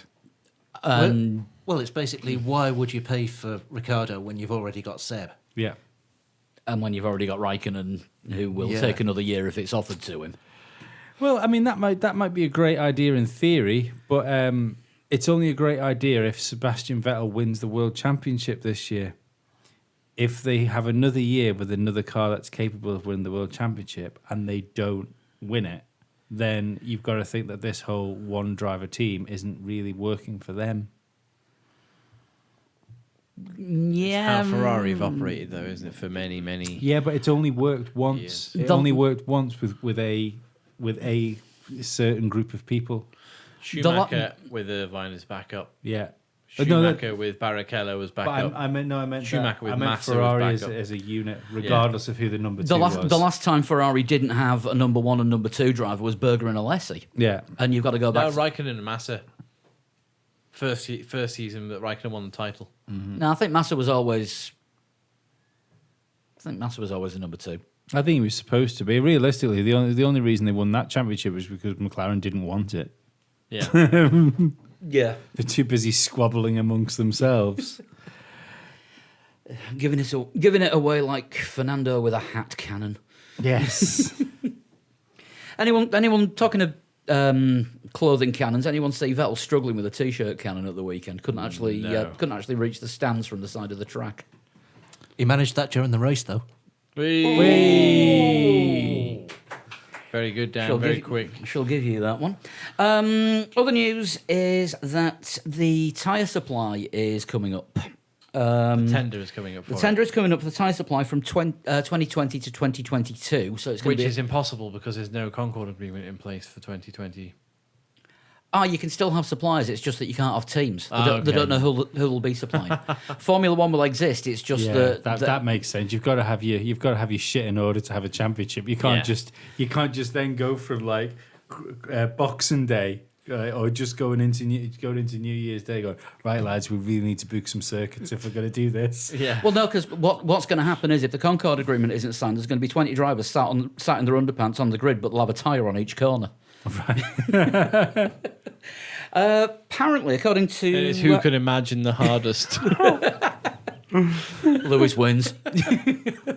According Dreams to, can be real, man. according to race fans, which I believe is respected journalist and commentator Keith Collinsine's site. And I will tell him that we've given him a plug tonight, so he's got to be nice to us. Yeah. Although he has mentioned us on IndyCar coverage before, Oh, good man. so we can return the compliment. We can indeed. Thanks, Yeah, Keith. Michelin are apparently interested in coming back. We've not seen them for a but few this is the thing. years. Tyre war or alongside Pirelli as a tyre war? It's going to be or- a single supply. I don't know what I feel. The days of tyre wars are over. I'm gonna go forward and say I would prefer a single tire supplier than two. Because, and I'm agreeing with... Bridgestone made tires for Ferrari. I was just about to say exactly that. yeah. Yeah. So if Ferrari get their own tyre supply, then at least you know that Haas will do well out of it Yeah. next year. But that's, I mean, and I suppose if Michelin get it really, really, really, really wrong, at least we'll have 3 teams for that race. But yeah, it's certain things I think in a sport, especially a sport where most of the stuff that goes on into the involvement of the teams is bespoke. There have to be certain like level playing fields. Yeah. Yeah, and realistically, tires should probably be one of those regimented Level things. playing fields. Yeah. Yeah. Pirelli I don't know why anyone would want to do it. Pirelli have that thankless job, don't they? Nobody. The tires are too soft. There's too many compounds. What is this? What is that? What is that color stripe? Why does this? There are too many compounds. Why does this tire only last 5 laps? Why are they pitting now? I thought you said that would do 30 laps. It's done 48. Do you know what I mean? They don't matter what Pirelli do. I'm still they waiting for do something confirmation for wrong. next season, but apparently there will be, or we will see, hard, medium, and soft tyres at every race next season. What goes on under the paint? That's Will- good. will be That's- different. That's exactly what we need. We need a red tire, we need a yellow tire, and we need a white tire. And then That's it. we never speak of the rest. Yeah. So, Though the fans will be able to find out which compounds are being used. Yeah. we'll be able to find out. Well, But- if tire rubber is your thing, you should be able to find the information out. But if I don't give a fuck what type of soft tires they are, I shouldn't have to be confused with it. He qualified on mediums, so he's running them on the first stint, and then he'll go long and switch to softs. Yeah. That's it. That sounds perfect to All me. we need. Yeah. You don't. Easy to understand. Yeah. So, Especially with this weekend just gone on that step where there were no super softs. yeah. If when it gets to the point where the super soft is the hardest tyre, and then the ultra soft, and then the hyper soft, it, as my grandma would say, it's bloody soft. Yeah, it's stupid. If that is the case, I still haven't seen it ratified anywhere, but it's got to be to make sense. Yeah. If they're trying to attract people into watching, because we always say it's been levelled at F1 for years. People don't watch because it gets too complicated. When at the end of the day, it's 20 cars on a circuit, or up to 26 cars according to the current regulations, and Driving round in circles. I'm not even going to do the driving around in circles bit because that just signifies that you're going in one direction. They are driving around a circuit, and the one that does the number of laps the fastest wins. Yeah. It should be simple. Nobody that watches Formula E watches Formula E and goes, motherfucker, I wish they had more tyre compounds. Yeah, or That person. I Do you- wish, do you- wish do you I know could I find out more about the battery life in Formula E. Do you know I only found out just before the New York race when it was raining they do actually have a wet weather tyre available. I didn't know that they had or not. Oh, do they? But they've got an extreme wet weather tyre, but the rest of the time they just use standard road tread ones. Oh, right. To be and fair, those standard road tread ones may differ from race to race, but we don't know. It's just the Formula E tyre. Yeah. I must admit, I do think that I would prefer it if Formula E had like slicks on them. My favourite Formula E fact is that the fuel that's used to power the generators that charge the batteries is so pure that you can drink it. Oh, yeah, I've heard that, yeah. Why haven't we seen Gerhard Berger at more Formula E races? Massive hats off to Billy Munger for this week. Yeah, Yeah. the man can he takes joke to the next level. Yeah. Gets on the podium at Spa. Podiums these days, you do a shoey. Apparently, Not him. A leggy. yeah, removed his prosthetic leg and drank out of it, which was interesting. Admirable, gross, but admirable. Yeah, and then when you see it for what it is, actually quite funny. Yeah. yeah, yeah. We still want to get him on the show. Yes, do, that'd be yeah. amazing. Desperately. We were working on it. It's not. It's not come to fruition yet, but hopefully soon. I will send a text, or if you're listening, get in touch. Yes, Please. I got to say, I do hope he makes it to Formula One. I think it'd be amazing if he made it to Formula One. That's a story and a half. Yeah. But like Leclerc, he's got a really good attitude. Mm-hmm. And I want the guy to do well. Yeah. Yeah. I mean, let's not forget, he was a good driver before his accident as well, Yeah. because he was one of the few F4 drivers that was being tipped to have a good career. Because usually in F4 you can tell the ones that you can see where they're going to progress to, and he was being talked about before his accident. And European F3 now. Doing okay. I wonder if the whole drive-by-wire thing would fuck him in Formula One, though. I think there's a million technical reasons he won't be able to make Yeah, it. yeah, But yeah. Adapted cars. They Everybody agrees. adapted that Sauber for him to drive with hand controls. 2012 Sauber, wasn't it? Yeah. Yeah, but he got to drive that and he wasn't expected to be fast. We don't know how fast he was. But No. yeah. But I mean, regardless of how fast he was, it wasn't a speed test. Do you know what I mean? It was a birthday present. He was given the opportunity to drive a Formula One car. Yeah. He wasn't testing a Yeah. Formula One Yeah. car. Yeah. So there's a chunk of realism to be had with it. But I mean, it'd be a great story. But again, about Even if he doesn't make it to F1, there's probably a career for him in WEC. oh, absolutely, he's going to be a professional racing driver, and he's going to do really well at it. Yeah. That's one thing. There is a little bit of me, and this is, it's going to sound harsh, but I don't really think it is. It's in the same way as what I say about Standing by to Robert put 'em on. Kubica. I kind of think that if you can be physically impaired and drive a Formula One car, then Formula One isn't quite hard enough. But I don't. I see what you're saying. I don't think I agree at all.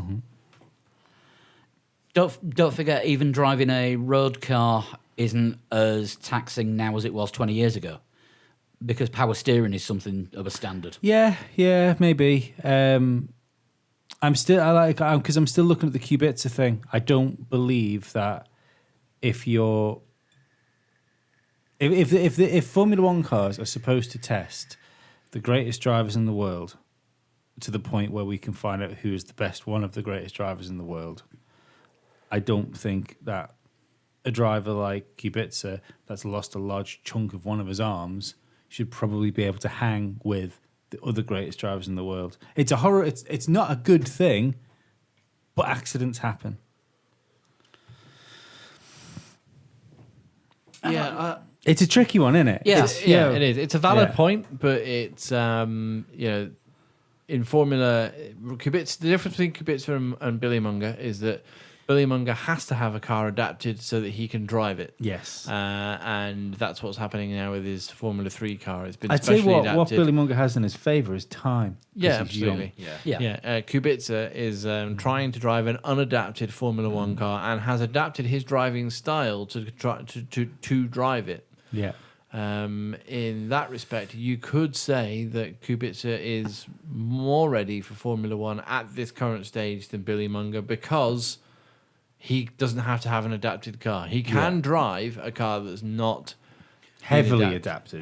Well, the only changes that It's are made gear to Kubica's change. car are on the steering wheel. Yeah, that's what I mean. So And it's which is it's not legal. heavily adapted. the gear change is on the left side, isn't it? That's Yeah. it. Yeah. But I think they moved a lot of the buttons as well, didn't they? To put most of the buttons on one side. I'm It not was sure. more Possibly. than just the gears. Yeah. But again, that's just where he presses the buttons. It's not. They Is haven't- it- yeah, but they haven't had okay, to they haven't that's had to take fine. the pedals out. He's not accelerating with his hand. Yeah, I think what I'd say is that Formula One should be the greatest test of driving that there is. Yes.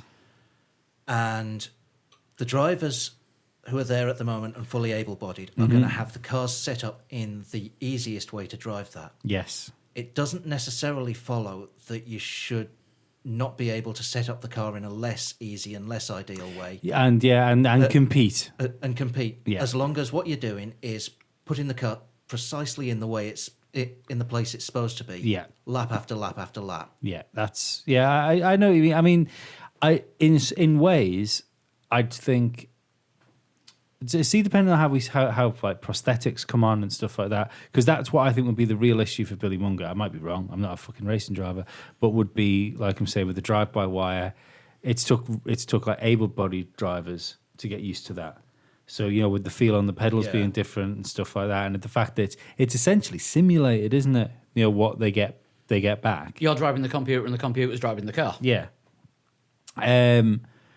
So who knows what goes on with prosthetics? The reason I think that if Kubica can jump into a Formula One car and do it, it's not hard enough, is the fact that he's like, it should be a physical test, Formula One.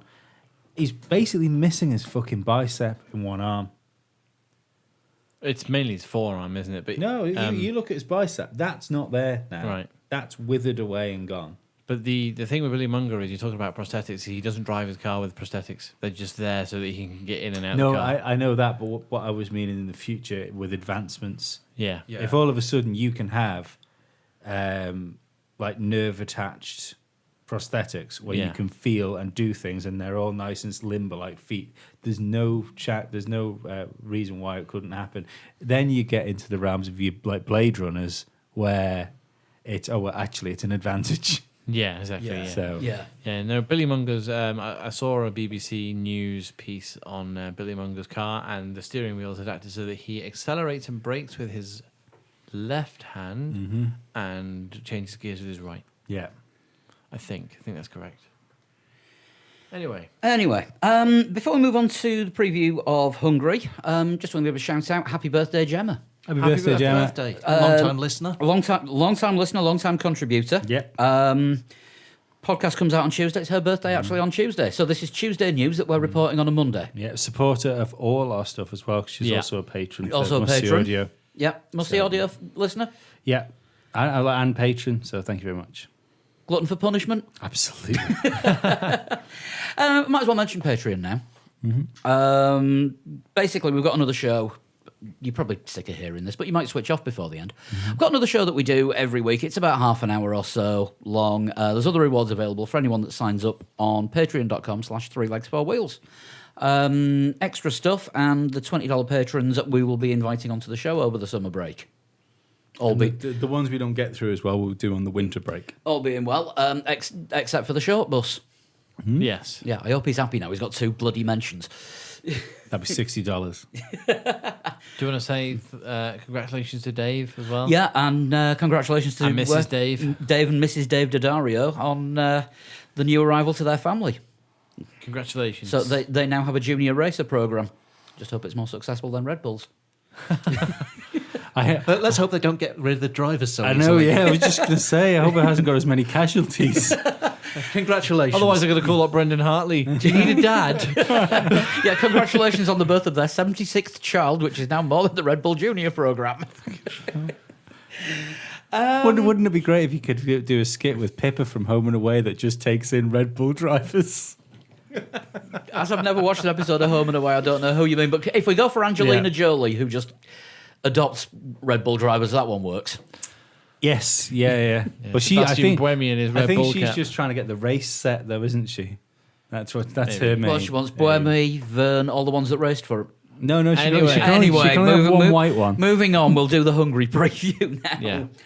Yeah. The ultimate chassis circuit, Yes, which means Red Bull are probably going to do very well. which is why Danny Rick took all those penalties. Oh, Yeah, we've just been on that. We're pretty sure Red Bull are going to do well, aren't we? Yeah. I'm saying that Red Bull should do well. I think it's going to be a Red Bull win, and I think Ferrari might have the edge over Mercedes, although, as I said earlier, Monaco's the only real standpoint you got to look at sort of kind of chassis circuit, and they were very closely matched on a high downforce chassis reliant circuit. Danny Ricciardo's fucked because I've just realised he's going to take penalties in Hungary. He Because might of what? have to. No, because they haven't confirmed he won't already. If they'd have took that car back and it was just like an electrical failure or something like that, they'd have already put it up saying, "Oh, there's nothing wrong with Daniel's car. We'll be fine for Hungary." The fact they've said nothing suggests penalties. I like his suspicion. I mean, the car will be getting back to the factory today, and it'll be getting broken down and then shipped out pretty quickly. I would have thought. Yeah, but I'd think they would know what, on a back-to-back race. They'll have known on Sunday what happened to Ricciardo's car. They'll have a good I idea. imagine so. Yeah. Could have been like Hamilton. Could have been a hydraulics failure. Like Hamilton. But I think we knew instantly that it was a hydraulics failure. Hamilton was told on the radio it was a hydraulics failure. Don't forget that even if it's a power unit failure, there's parts of the power unit that they can repair without breaking the seals, which means no need for penalties. Yeah, but again, the fact we haven't heard everything's all right suggests everything's not.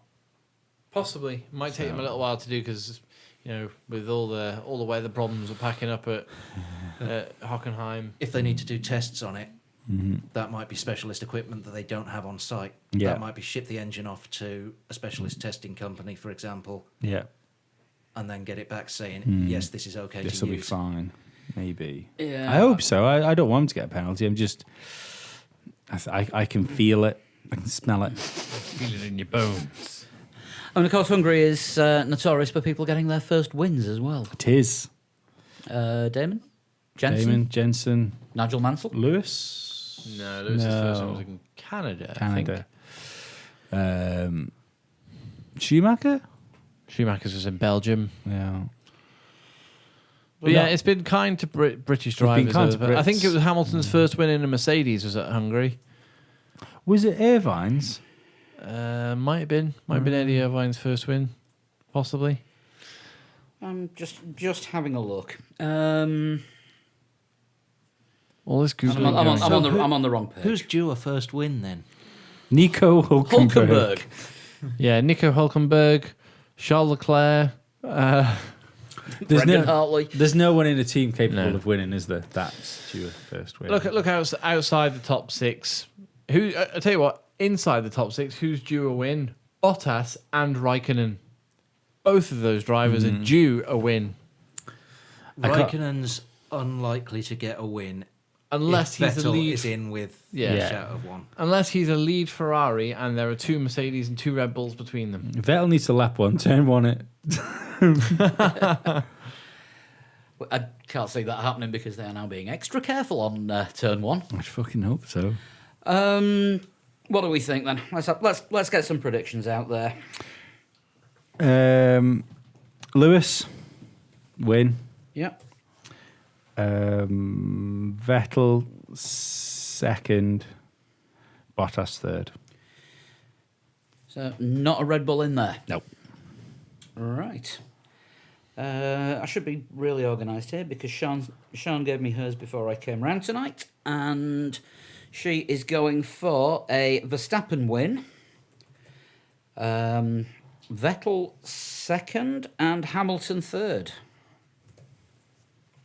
I was going to go for the same winner, but flip the two second and third. I was going to go for Verstappen, Hamilton, Vettel. I'm going with the same three, but a different order. Okay. Hamilton, Vettel, Verstappen. Hamilton, Vettel, and Verstappen. And I am going for... I think it's going to be a Verstappen win as well. Hamilton and Bottas, I reckon. I've So gone well. having said it was going to be a Red Bull 1-2 or 1-3, No, I said it would be a disaster if it wasn't for Red Bull. So you're predicting a disaster.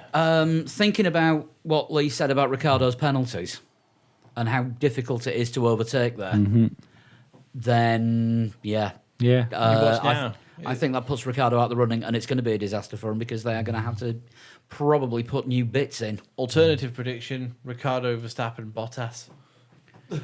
I mean, I guess what we predict, we don't know until we know if there's going to be penalties. Of course. We're having to do this 6 days out, but that's what we've done all season. I'd also point out, now that you guys have locked Verstappen in, is that if he has to do some overtaking to get that win, Hungary is the place that people, when they try and do overtaking, can get tangled up with stuff. Yep. Possibly. It depends if we're going to see a Karma Max or not.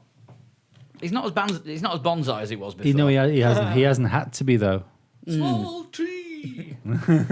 Heroes and villains. Hero will be Ferrari because they'll give Kimi Raikkonen another year in Ferrari this weekend. You reckon that'll all be signed and sorted? Yep. Williams for the villains. It's a circuit where they could do well and probably won't. Hero. I'm actually, and this is not irony. Roman Grosjean. I think of putting another strong performance in Hungary. I'm gonna go for Brendan Hartley as a hero because I think he might actually get in the top 10 again. Yeah. Yep. I'm going to go McLaren as villain because they're going to turn up where they should be better than they were last year, and they're not going to be better than they were last year. Alonso might stick it in the points somewhere along the line. Van Dorn battling for 15th. Just being Alonso, yeah, and Van Dorn will be backing the pack up somewhere. I don't know about Hero, but I reckon we're due a proper controversial stewards decision. We've just had one. No, we've just had a little bit controversial.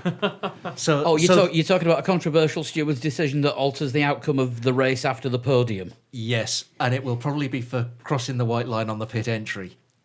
That gives a 10-second penalty. Which is notoriously tight there as well. Yeah, you've got to get out of the way of the pit entry really quickly at Hungary because the penultimate turn is... you come out wide of the penultimate turn, and that's the pit lane entry right there. So you've got to get it back across the circuit. So if you're fighting with somebody and you cross that white line, could well happen. Oopsie daisy. Yeah. Yeah, you may well have a point there. As always, I'll be doing the live qualifying blog on Saturday, and we will be doing the live race blog on Sunday, I would have thought. Yep. Just out of interest, aren't you allowed to cross that line on pit entry if you're racing?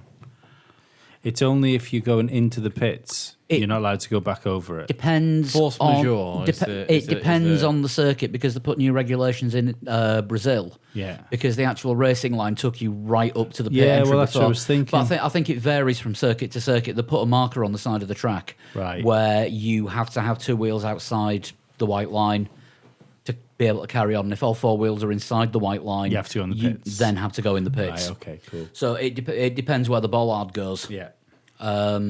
But it changed. The distance between that point and the pit lane limiter point changes with every circuit, depending on the underlying racing line. Right, okay. Total shunt. Yeah, let's do it. You have one? Or somewhere. Makes a change. How old is this one? I'll tell you. This can is buy beer. this is from 2014, even though we didn't start the podcast till 2015. Where have I put it? I had it before. Oh, come on. Lee. No, I had two. There we are. Got it. This one is from the 19th of the 11th, 2017. November 2017. So I'm- someone was who the- may or may not still be listening. I That might, was the date I went to see Queens of the Stone Age in Manchester. I might pick one close to the top next week. Who's this one from? This one is from Chris Rowden. Oh, regular Yeah. listener. Regular listener. We were talking to him on Saturday, Sunday during the race, actually. weren't we? Yeah, tweeting and yes. So thanks for this one, Chris. I was born Yay. 1978. Okay, so 40-ish. 40 this year.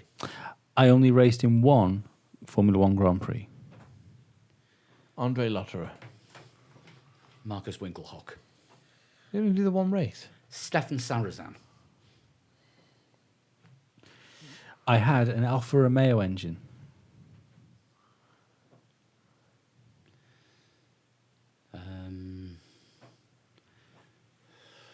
Right, okay. Oh, we need a I guess. we need a guess, don't we? Right. Who was using alphas? Brabham in the early 90s. Someone born in 78 wouldn't have been racing in the early 90s. That Brabham was using Alpha engines. I don't think anyone's used Alpha engines since then. You're looking at late 90s at the earliest, more likely early 2000s. No, there was no Alphas in Formula One then. Unless it was an Alfa Romeo safety car for one race or something when Mercedes couldn't supply one. Alfa Romeo. No, the Alfa Romeo used to do the safety car at the Italian Grand Prix. Oh, I remember that. So my guess is the 2002 Italian Grand Prix safety car.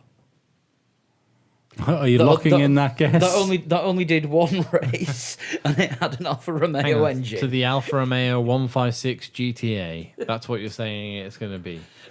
The 3.2 litre V6 Alfa Romeo. Not that I'm accusing you of being a complete fanboy or anything, but what do you drive, Chris? An Alfa Romeo. But not one of those. I'm going to have to hurry He you. does know a lot about cars. Well, Chris said, What Chris said, to simplify it, an early noughties Italian Grand Prix safety car. I have a famous name in motorsport. As is Alfa Romeo. My designer also worked for McLaren. it's not a person. It is some kind of car. I should be a detective with you something like that. Now that we've found it is not a person, I want exact with the answer. Right. Lola. I was going to say the You got me on my knees, MasterCard. Lola. That's Layla. I know, There is Lola a song is Lola Lola. Yeah, exactly. but mine was funny. and the subject of that song was the reason for that large jump cut in last week's Patreon. Anyway, continue. Yeah, the what was it? 97 Lola That didn't make the. didn't make the grid in Australia. But there was a Dallara chassis, wasn't it? What was the engine? Not Ferrari. Well, no. It was something like, it wasn't a Judd, but it was something like that. It's one of those throwaway engines that people just sort of bought in. I don't know if it was Cosworth. I don't know, but the signs are all pointing to that car. Only did one race. Yeah. And was born in 1978. When was the company formed? Probably around then. No idea. I think we can get another clue before we have to do a guess, don't we? My drivers were British and Australian. Okay, that rules that out because Ricardo Rossett was one of the Lola drivers.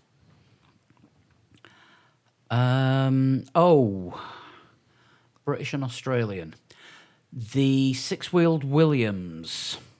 Williams, it was the Tyrrell was six-wheeled, wasn't it? Williams had a six-wheel car, had two sets of rear wheels, Oh, right, okay. and it never actually got to race properly. It got black flagged. And it's still only the second worst decision after Lance Stroll. And was it a Gordon Murray car who did work for McLaren? Oh, wait a minute.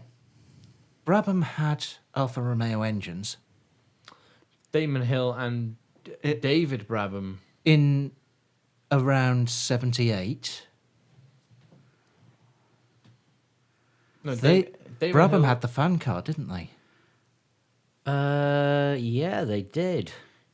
A British and Australian driver. I thought about Brabham, but the only one I could think of was the 92 Brabham lineup, which was David Brabham and Damon Hill. But 1978 would be about the right time for the fan car. Yeah, because the early 90s thing came from it being a person born in 78. Yeah. But yeah, oh god, what was it? The BT 57? Something like that. That's yeah. quite specific, and I think that's what Lee will be looking for. if Yeah, we're should we going go with go for that for the second one? The Brabham BT. I'm going to say 57, but the Brabham fan car. My first in my first quali, I finished second. Yeah, it was. Yeah. I'm sure of it. I caused quite the controversy. Yep. Eccleston got me withdrawn. Yep. Did you have to hide your fan behind a dustbin lid? Maybe. What am I? Are you the Brabham fan car? The BT 57? No. I am the Brabham BT 56B fan car. crying out One loud. out. I'm sorry. No, I'm claiming that. No, I no, am claiming no. that. If you just had the number, I was going to give it to you, but you missed the number and the letter. 56B is practically 57. No. Sorry. Admittedly, if you'd addressed a letter to number 56B and it was supposed to go to number 57, it Wouldn't Then go to the the right people at number place. 56B would knock on the door and say, "We got this for you. It's yours." But if they were like me and they were cunts, you still wouldn't have won. I'm still counting this as a win. Do you know what? So am I. Dan, that one was yours. So what do you do if you want to send a total shunt in? Apart from wait 8 months to get it read out. Thank you, Chris, by the way. Yes, Yeah, thank you yeah, very much. massive thanks, Chris. Yeah, but now it's exciting because people don't know when they're coming. Neither do you. I know. I'll work it out now. So how do they send them to you? You can tweet me in a private message at a total shunt. That's easily done. Yeah. Well, it is if you have Twitter. Yeah, well, it is. Yeah. Well, look, if you don't have Twitter, just join and send me one. Like, plenty of people have joined Twitter just to put in a total shunt, so you never have to use it again. Just use it to talk to my lovely face. If you want to live. Sorry. Formula Lee. Seeing as there wasn't a German circuit in F1 2017, we did Malaysia in the 1996 Williams. Yep. That was fun to drive, was that one? I didn't have a go. I noticed. I didn't see you on the scoreboard, but I thought it was a real fun one to drive in that car. I didn't enjoy it. I've noticed that, Dan, because when the standings came out of 41, you were kind of 36th. Oh. They moved up some, or there was some behind me that I hadn't spotted. There was a couple that weren't on PlayStation, Of course. including regular entrant Jeff Leopold, who we've got to give props to him. Is usually about 20 seconds off the pace because he plays on PC and he admits himself he's got a shit graphics card. His time, Knock your resolution down and get a decent time in. he has done. He's on the minimum resolution. I don't think his PC's all that great because he managed a time of 2 minutes 5.348. Sounds like racing driver excuses. And bearing in mind, to get into the top 20, you needed 1 minute 43.016. So the top 20 for this week, with that time of 133.016, was Matthew Giovanetti, Paul Thompson 19th, Ricky Poole 18th. I came 17th. I'm in the points again. Nice. Right, enjoying this. Suwon Wong was 16th. Got an apology to make to Suwon. You did send a time in for the British Grand Prix, but unfortunately it landed in my spam box and Gmail decided to blacklist your address. That's now fixed, so I'll update the British standings with your time. So you're saying Soon was right?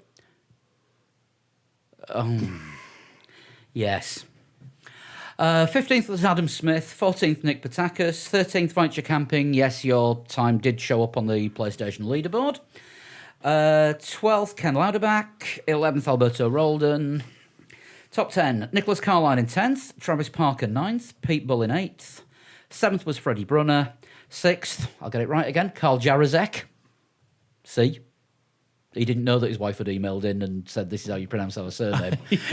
So he sent us a message saying, I couldn't believe it when you said that.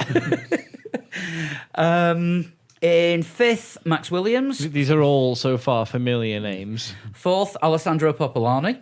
Max Williams sounds like a porn star. Top 3. We've got a vague idea of who, but what order is it going to be in? Hang on, are we? Can I guess? Will Coates, Chris Albee, and Bradley Chambers. You have the top 3, but it's the order. Which order are they in? 3rd was Will Coates. Oh wow, okay. 140.602.